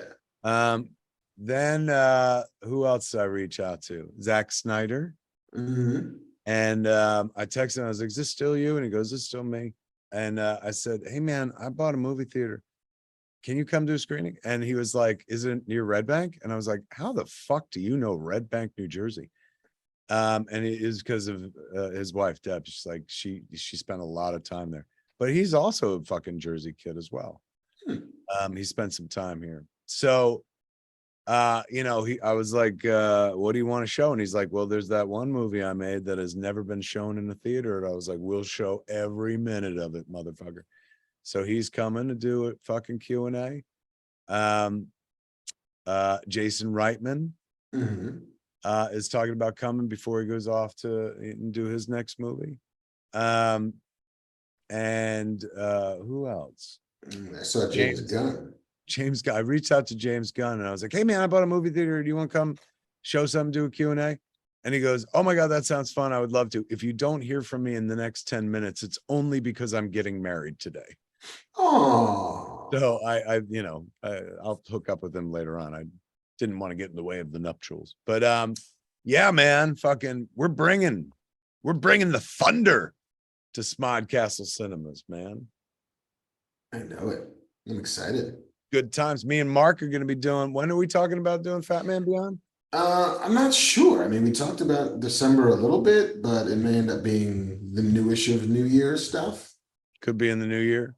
Marc's gonna come and do a signing at the Stash for Adora and his other books. Mm-hmm. And then at night we'll do a Fat Man Beyond at Smodcast. Yeah. We might even be able to bring the short, Splinter, and show it on the big screen. Yeah. Oh, Jeff's kiss, my friend. I'd buy a ticket to that show, and I own the fucking theater. Let me tell you something about owning a movie theater and living above it, Marc. Mm. You can go downstairs and watch anything you want. In the middle of the night, I can go downstairs. Like I was talking to the kids, Josh and Liv, and we were talking about Drugstore Cowboy. They never saw it. I was like, how do you not know? It's fucking early Gus Von Sant. And they didn't know My Own Private Idaho either. So I was like, oh my God, if you guys are going to watch those movies, I'll watch them with you and shit. And then I was like, wait a second. We're all going to be in Jersey next weekend. Let's fucking just put them up on one of the fucking movie theater screens, watch them in a movie theater. Because movie theaters are all digital now. We don't have 35 millimeter film. We're not cool like that. We're just digital like everything else. But that means that you could fucking plug your laptop in and fucking watch anything. I could put Pornhub up on the movie screen and jerk off alone in an empty movie theater. Well, the leaf blower's not going to work. Just spreads it out. God forbid somebody trips into it. Okay. Let's talk about. Somebody said, "Get Wild Samurai goes, get Dolly Parton to stop by." That'd be a dream. Oh, 9 to 5 and do a Dolly Q&A. Do a show 9 to 5 and have her come talk. Or I would show Best Little Whorehouse in Texas. Bam. Or Texas, Steel Magnolias. That's why you never say nothing about the fucking Mohawk. Because he's a good boy. He's got good ideas. That's brilliant, sir. Well done. Yes, a Steel Magnolias fucking screening. With Dolly and Daryl Hannah and Julia Roberts. See how many you could pull together at that point, right? Oh, shit. Get them all together. Gather all the Steel Magnolias. You'd have to stream that then. If you got a Steel Magnolias, like, 30-year reunion, how amazing. Yeah, particularly for this, the Fat Man Beyond audience. It's like, why are you guys talking about this old-ass movie? Give it to Fathom Events. JC, when we do Fat Man Beyond from New Jersey, you can bamf in on the big screen behind us. That'd be awesome. Because it'll be the same. Whoa. It'll be the same setup, but then fucking periodically you'll bamf and just be behind it. It'll be the opposite setup though, because like you guys would be hosting, and then I'd be like the virtual guy. Well, it was because you'll still. It'll be just this. Oh, right, because we'll still be streaming. Yeah. So you'll still be in charge. But it's just when you pop up, you'll pop up on the movie screen because we'll be there live, and behind us it'll be projected on the giant screen. I bought a movie theater at the right time in life, Marc. Like I couldn't have appreciated this when I was a younger man. I was too ambitious. But now, you ask the critics. I have no ambition whatsoever. I just made Clerks fucking 3. So that means I got a lot of free fucking time to like program a movie theater and shit. Here's an event that I can't wait to do. So we all know Josh Roush, Dr. Josh Roush. Josh has made all the documentaries for the last few movies I've made. So he did the Jay and Silent Bob reboot, Magnum Dopus. He did one for Clerks 3. He did one for Tusk. He's making this documentary about Michael Parks. He's been working on for 3 years and stuff. Still waiting for Quentin Tarantino to do his interview. And he just finished his first feature film, Wrong Reasons. So I say to Josh, I was like, we're going to do a feat you with a week-long screening series of all your movies at Smodcastle. And then it finishes up with Wrong Reasons. And then presumably he goes out on tour with his movie. Now, the artist's name, again, is Josh Roush. What would you call that film series, Mark? Ooh. See my smugness? I know. I don't have it. I don't have it. What do you have? Call it Roushaman. Thank you. Thank you. Nice. Thank you. Some shit's worth doing just because the marketing hook is so fucking sharp. I have one for you. Fire away. I would like to program a week at the Smodcastle Theater. Second week of March. And we call it The Ides of Marc.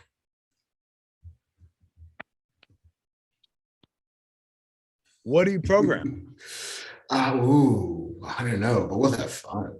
I mean, I love it. Oh my God, guest programmer. And you just, hey, I got an apartment above the place. You can fucking stay with me. Somebody, we're gonna go downstairs and watch porn on the big screen again.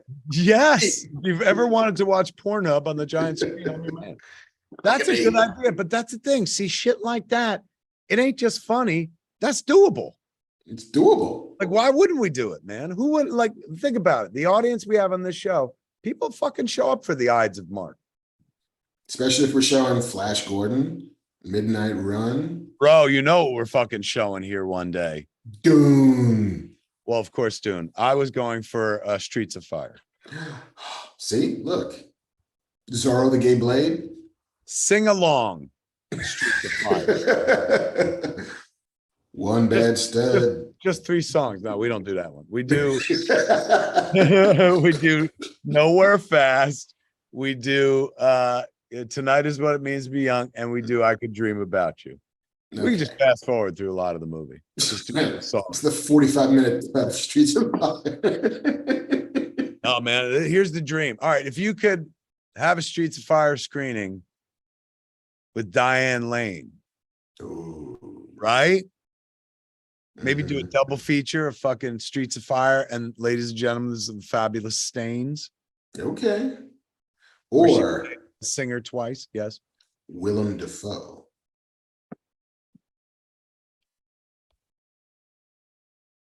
That's not me clapping. That's me giving you all my money for that really good idea. Which then goes back into your pocket because you own the movie theater. Can I tell you a very funny story about this evening right before I got here? It's not really a story and it's not very funny, but it's kind of cute. I'll take it. So I bought a movie theater for those who came in late. My home, not my hometown, because that's Highlands, but the next town over is Atlantic Highlands. But technically, this is my hometown movie theater because Highlands never had a movie theater while I was alive. So Atlantic Highlands, the Atlantic Twin Cinema, which became the Atlantic Movie House, at 5 screens. I bought it with a bunch of friends of mine, Ernie O'Donnell, Ashley, Jeff Swanton, Ashley DeJorna. I always want to say Ashley Lilo Props because that's her business and shit. So I was at the business tonight because we closed and we officially own it. And I got a key somewhere here for fucking the apartment upstairs and shit. So I'm just hanging out in the movie theater and whatnot. And I was chit-chatting with Ernie and I saw the people in the lobby bought tickets, come in, and they go to the concession stand. And, you know, my movie Clerks 3 is playing in the main theater. I know people. Yeah. And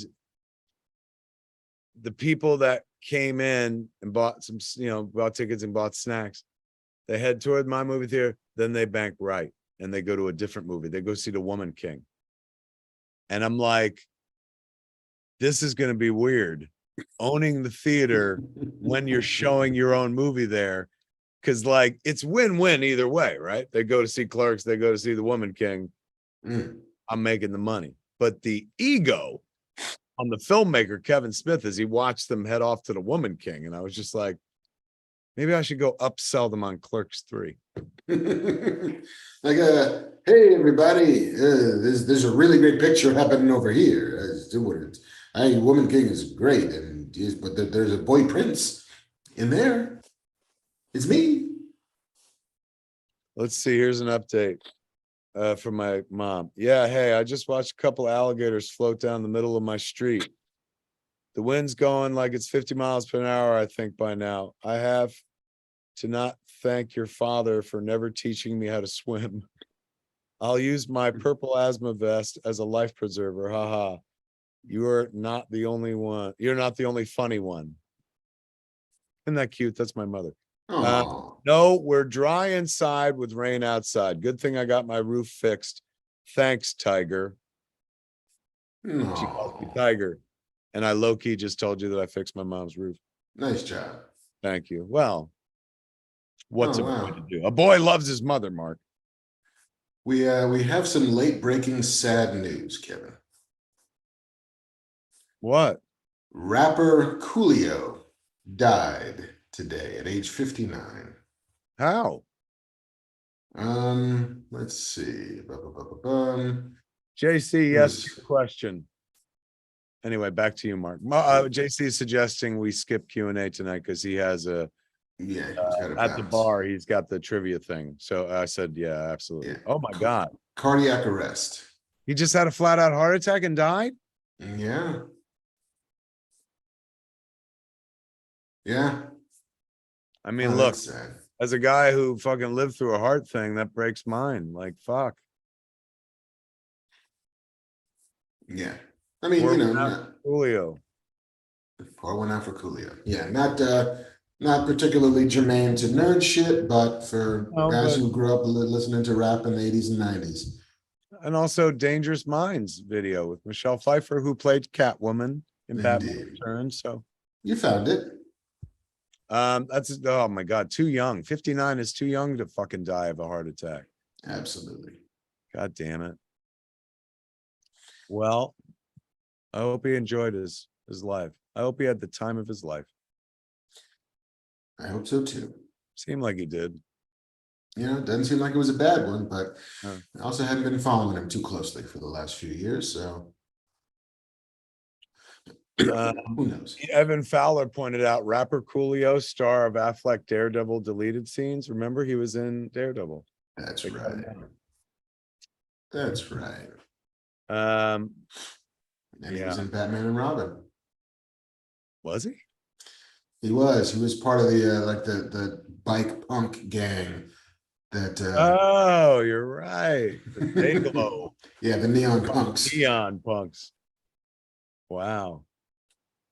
We're getting old, Mark. We are indeed, my friend. I had no idea he was older than me. I thought I was older than him. I mean, but you're not old if you buy yourself a movie theater. Forever young, as Mark once sang to us. Yeah, man. Well, if that's the fucking keep, maybe that's like the Dorian Gray effect. You buy a movie theater, and the old version of you stays in the movie theater, and young you gets to go out into the world like Dorian Gray. Listen, I'm not just saying that you invented like the Majestic 2 or some shit, but there's a movie there about the guy who's lived his whole life, sort of defined by the movies that he loves, and so there's a part of him that remains in the movie house while he goes out into the world and lives a life, but can't ever really live a life that he enjoys until he can synthesize those two halves of himself. Shut the fuck up! This is good. Don't give it away. That's good. God, you do this all the time. Why can't you just be like, I'm going to put me on mute and then text me and I'll be like, don't fucking share. That's a legit good script. You're always giving it away for free. Sorry, I'm a rivet to my people. Why are they ever going to buy the cow, Mark, when they can get the fucking milk for free? Brian Lynch, my friend Brian Lynch, who wrote what are those characters from like the Minionverse, right? Minions. Yeah, he wrote the Minions movies and stuff. He worked for that company, Illumination for years and stuff. He fucking texted me yesterday with a one-line description of like what I was like, that is a fucking brilliant comedy. May I please direct it? It was so good. I'll tell you about it later on. I ain't gonna spoil it, but I was about to go on stage. He's like, ask the audience what they think. And I was like, fuck no, I'm not telling anybody that idea. It's fucking legit wonderful, man. Yeah. So you guys are both the same. You're trying to give it out and shit. Trying to just throwing your little pussy everywhere. Stop it. This idea pussy. Come have some. Yeah, all that idea pussy. And just throwing it around. Don't let everyone touch your idea pussy. Bunch of people right now is like, did it have to be idea pussy? What about idea dick? Because we all know that the big idea is to have the dick touched. True. Indeed. Yes, That's you take dictation of the big ideas from that's the what conflicts with ambition, with like, I could get a thing done. You're like, ooh, I just want someone to look at it. Speaking of which, Banff man, where the fuck are you? Banff. Tell them pimp your bar. Tell them why they can't have Q&A. So maybe you get a few more people. Yeah, if you want a Q&A, you can come talk to me in person. I'll answer your questions. Because I know that's what everybody in chat is hoping for. Don't get cute. People think you're famous, bro. I hear from people all the time when I'm on the road, and they're like, I love you, Mark and Banff man. They include you now. I'm like... You're like Ralph Garman when he was on K-Rock with Kevin and Bean. His name was never in the title, but he was with the guy that everyone tuned in for. I'm like the little Robin in Batman animated series when like when Dick Grayson becomes Nightwing, and I'm like the little guy. I have started hosting and writing nerd trivia at Scum and Villainy every Wednesday. So I harvest geek news all week, and we talk. I quiz you on nerdy stuff. It's basically like this show, but you have to answer all the questions. So that's happening at 8. I love trivia. 8 o'clock? 8 o'clock. At the Scum and Villainy Cantina? Yes. And if you score the best, we give you a $60 bar tab for the next time you come in.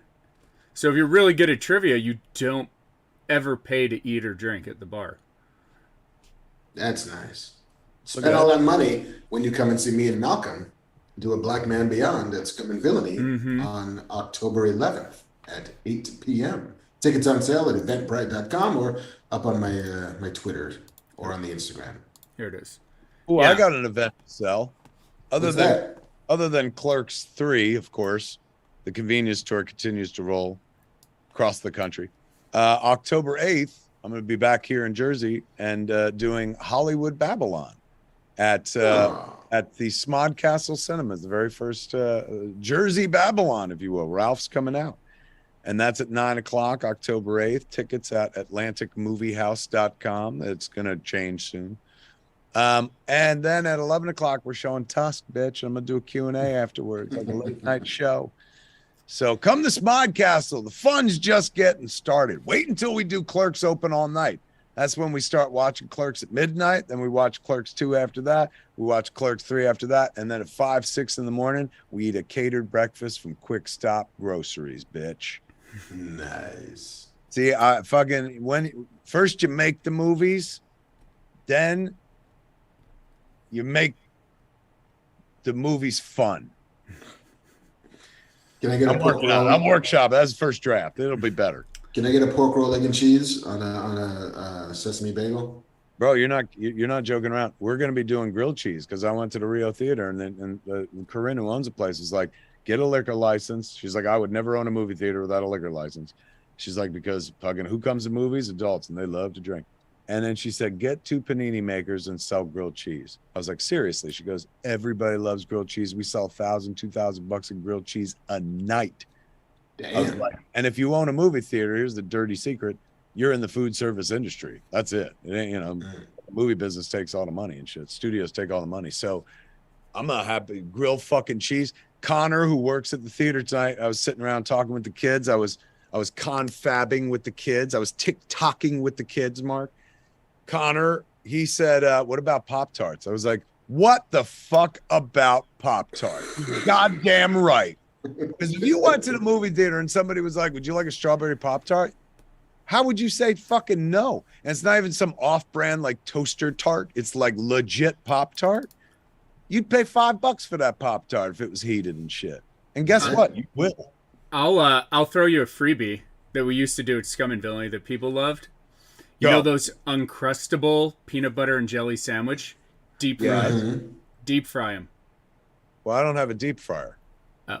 Well, get a deep fryer. That's a whole other thing. That's kitchen. But can't I put it Uncrustable in a panini grill? Yeah, you could probably do that. Just heat it up. Heat it up nice and nice. Get a little butter spray. Here's the thing. An Uncrustable, you buy a box of them per unit, maybe about 88 cents. I heat it up for you on a panini grill and I give it back to you. It's like $5. Yeah. $8. There you go. There's a boy who's thinking right there. I like the way you think, businessman. I'll gonna also start taking tips from you.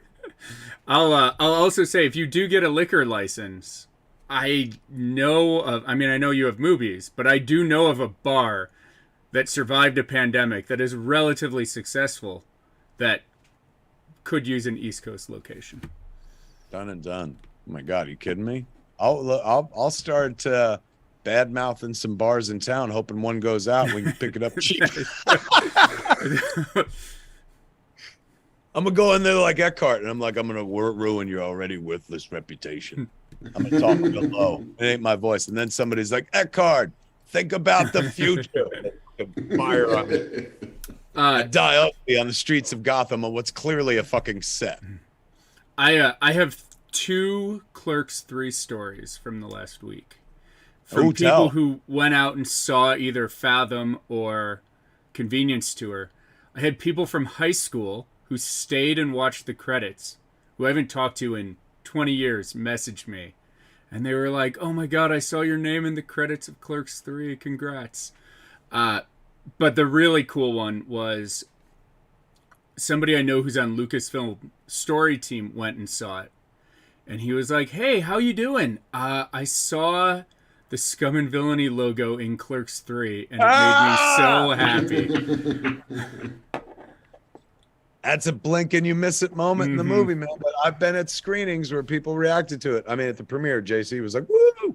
But I've been at screenings in the real world where people were like, oh, like somebody caught it and shit. People go Easter egg hunting. It's up there for like 32 frames or something stupid, but it's so fast. It's just as Dante's walking into the Randall's hospital room. It's the last shot you see on the TV before he sits down. Yeah, I see you both every night on tour. It's beautiful. Every night I watch people fucking cheer for Marc because they're like, like, oh, there he is, the fat man beyond guy and shit. And they wait for him to talk and he never does, and he leaves them fault. But yeah, it's nice. It's really nice. The feedback has been absolutely fucking wonderful. Like the Fathom event screenings allowed a lot of people to see it and stuff, and the reaction has been overwhelmingly positive. And so thank you everybody who engaged with Clerks 3. You made my dreams come true. And if you're one of those cats who was like, well, I want Mallrats, well, you might have made the Mallrats sequel fucking happen. You might have manifested that shit by patronizing Clerks 3 as you did, because that's the discussion we're having right now. So fingers crossed. Amazing. we get to do it, man. But it's been bliss, and I invite all of you to come join me on the road. Not for free, give me your money, but clerks3.movie. See where I am. See if I'm gonna be anywhere near you, man. Right now, heading to California, Los Angeles, get your fucking tickets. Clerks3.movie. Anaheim, get your fucking tickets, man. It can't all be about Mickey Mouse. Sometimes it's about Kevin Smith.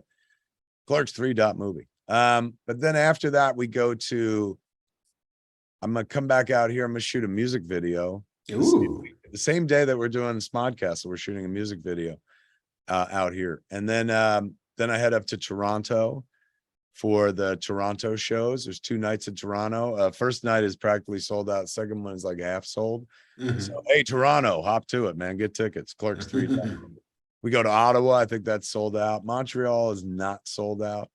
Then we go to like the Michigan area. Lots of, it's great. So it's really wonderful, man. I'll be on the road for like the next 2 months, man. I look forward to seeing not all of you. I'm sure some people are like, I'm here for Bernard and fuck your dumb ass and that. Where's he gonna be? Yeah, where's Bernard's appearance schedule? Get out of the way, Smith.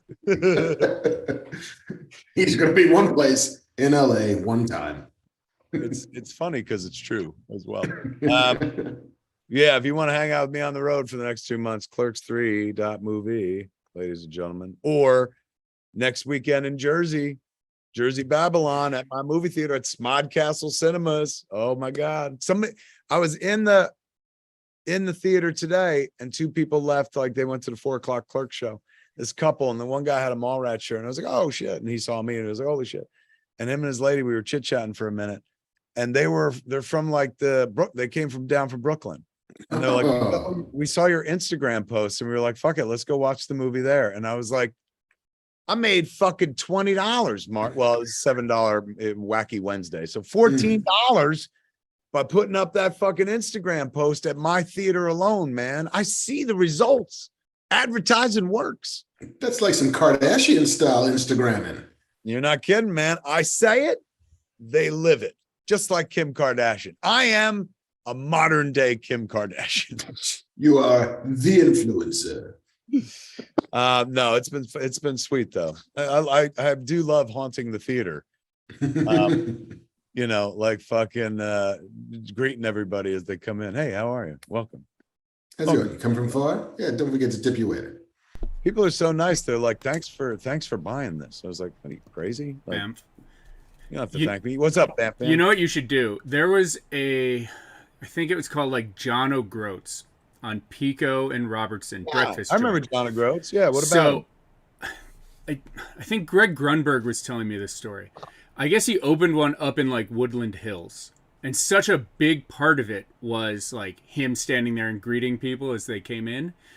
And so he set up a webcam at the Pico location that live streamed to the Woodland Hills location. And he had a monitor so he could see people coming in there. That's what you should do. Like you should set up like Harley's old room in your house as like a little greeting studio. So you're like, oh, I got 20 minutes. Go down to Harley's old room.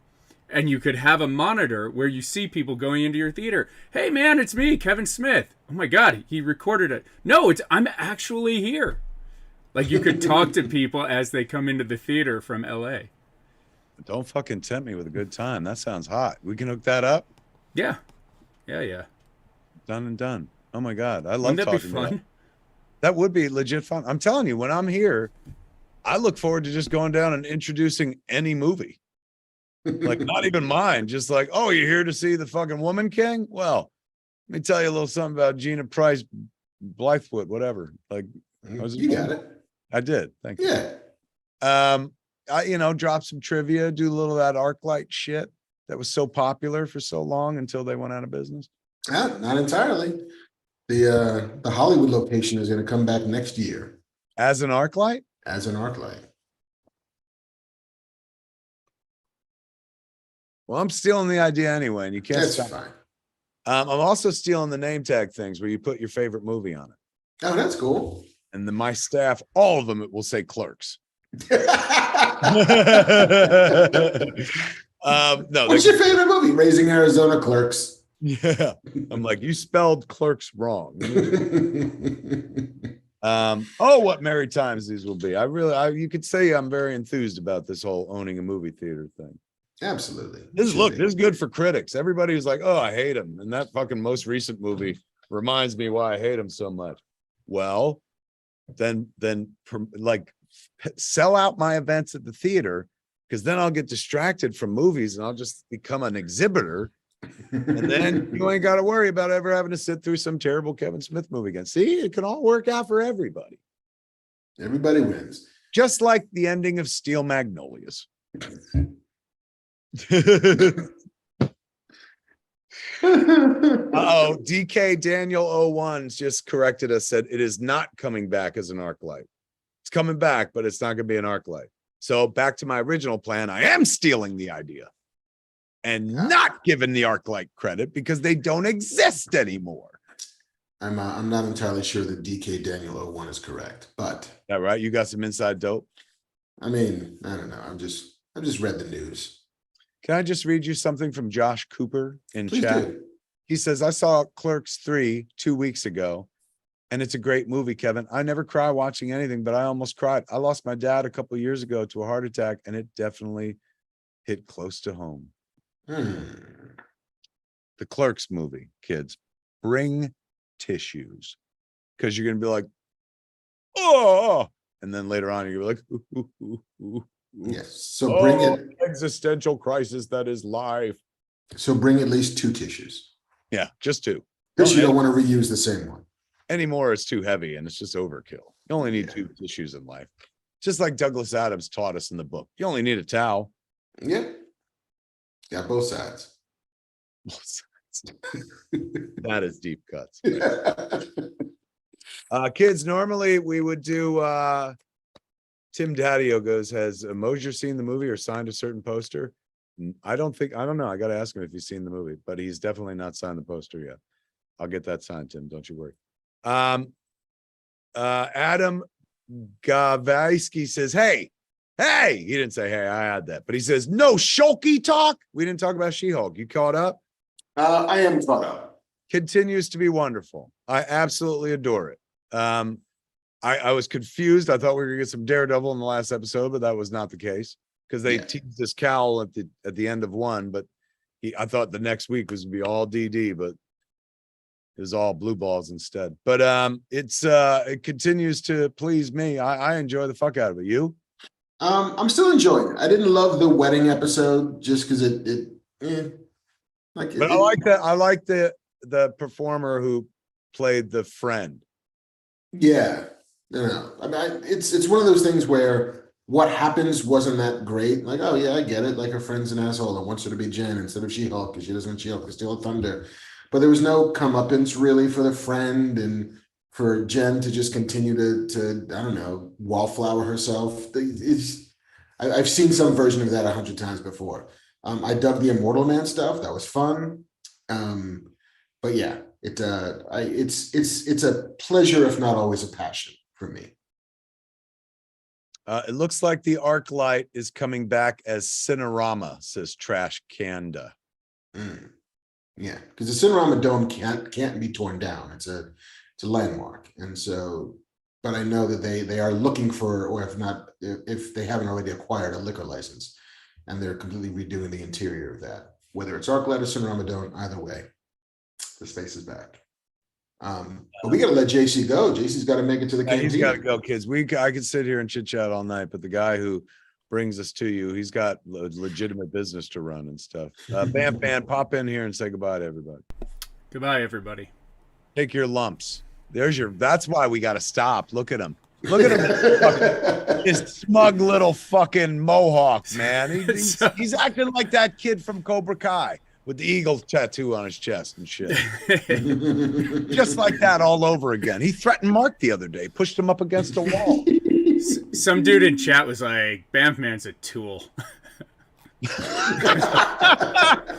I guess. I'm living my best life, so sure.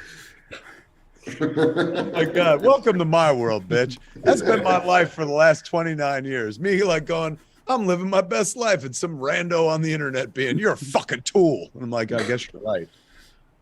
I guess I can be 2 things at once. Harsh truths. Kids, what a good time we've had tonight. Don't forget the most important thing we talked about, Clerks 3, the convenience tour, rolling across America. Check for local listings or because it's still playing. There are movie theaters like Regal just held the movie and start playing. That's awesome. Like it was a grown ass movie and we didn't have to pay. We skipped all them charges and shit. Ooh. So you check fandango.com to see if Clerks 3 is playing near you and see it without me, or come see it with me on the convenience tour. It's a good time every night and shit like that. Go to clerks3.movie. Thank you for your time. Thank you for hanging out with us. This is nice. I haven't done this in a month. Welcome back. And I missed it. Yeah, it's nice. It's good for the Good balm, salve for the soul. Fat Man Beyond. And here we are doing it in a goddamn comic book store. Here, I'll give you 360, kids. Look at this shit. Look at that shit. Look at that shit. I'm alone in a comic book store. Look at all this shit. Look at all these fabulous prizes. Alone in a store. Alone in a store with my 2 big giant pops. So if I ever feel really alone, I can go fuck that one. I'd feel weird fucking him. We're buddies. But me fucking myself, it'd be just like that recent episode of Rick and Morty. Did you see that shit? I did not. Genius. That show continues to be so absolutely fucking brilliant. All right, kids, there it is. Jesus Christ. Thank you for hanging out with us here on Fat Man Beyond and stuff. But there is no show without the actual smart guy. I meet a lot of people on the road, Mark, when we do the screenings and we do VIP and with 100 people a night, take pictures and stuff like that. And I honestly, a good 30 to 40% of them are like, I love Fat Man Beyond. That's what got me through the pandemic. And my go-to deferral, because I don't take compliments well, is like, oh, if you like that show, it's all because of Marc Bernardin and stuff. And most people are like, he is amazing. One guy was just like, no way, he hates everything. I love you. Fuck that guy and his hate. I'm here for you, Kevin. There it is, my friends. That's it. That's all we got. That's all we got. Yeah. Well, I mean, we got plenty more, but fucking JC's got shit to do. Fucking busy. I make him a fucking C character on the show, and then he blows us off. Go fucking figure it. What are you gonna do? Good news is I kept the fucking intellectual rights to Banff Man. Who's so smart? When this is all over, there'll be another Banff Man. It may not be JC, and he'll have to become like fucking Camp Man or something like that. Something that skates close to my trademark. Did you guys get Shaquille O'Neal to be the new Banff Man? Yes, we did. Be like Took you a Banff long Wing. time to come in here, Mohawk. What are you like? What would it be like Banff Wing? I'll like graduate. Mo Banff or Banff Hawk. I would vote for 5. All right, kids, we're just being silly. We don't mean robbing, stealing, or mugging. In fact, don't take us seriously. We're only bugging. Do.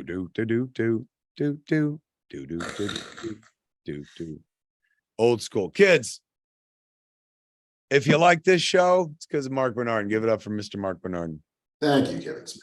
Yeah. And thank you to JC Banff Man himself for bringing us to you and shit. The show is at an end. You're gonna have to figure out what the fuck else to do with the rest of your Wednesday night, man. Come see me do Hollywood Babylon at my movie theater, Smog Castle Cinemas, October 8th in New Jersey. Tickets at atlanticmoviehouse.com. There, I'm done selling. Thank you, folks, for hanging out. That is Fat Man Beyond for this evening. Tune in next time. Same Fat time, same Fat channel, smodcast.com or youtube.com/Kevin Smith. Jeff's kiss all over your fucking nipples, kids. Mwah. This is the cat.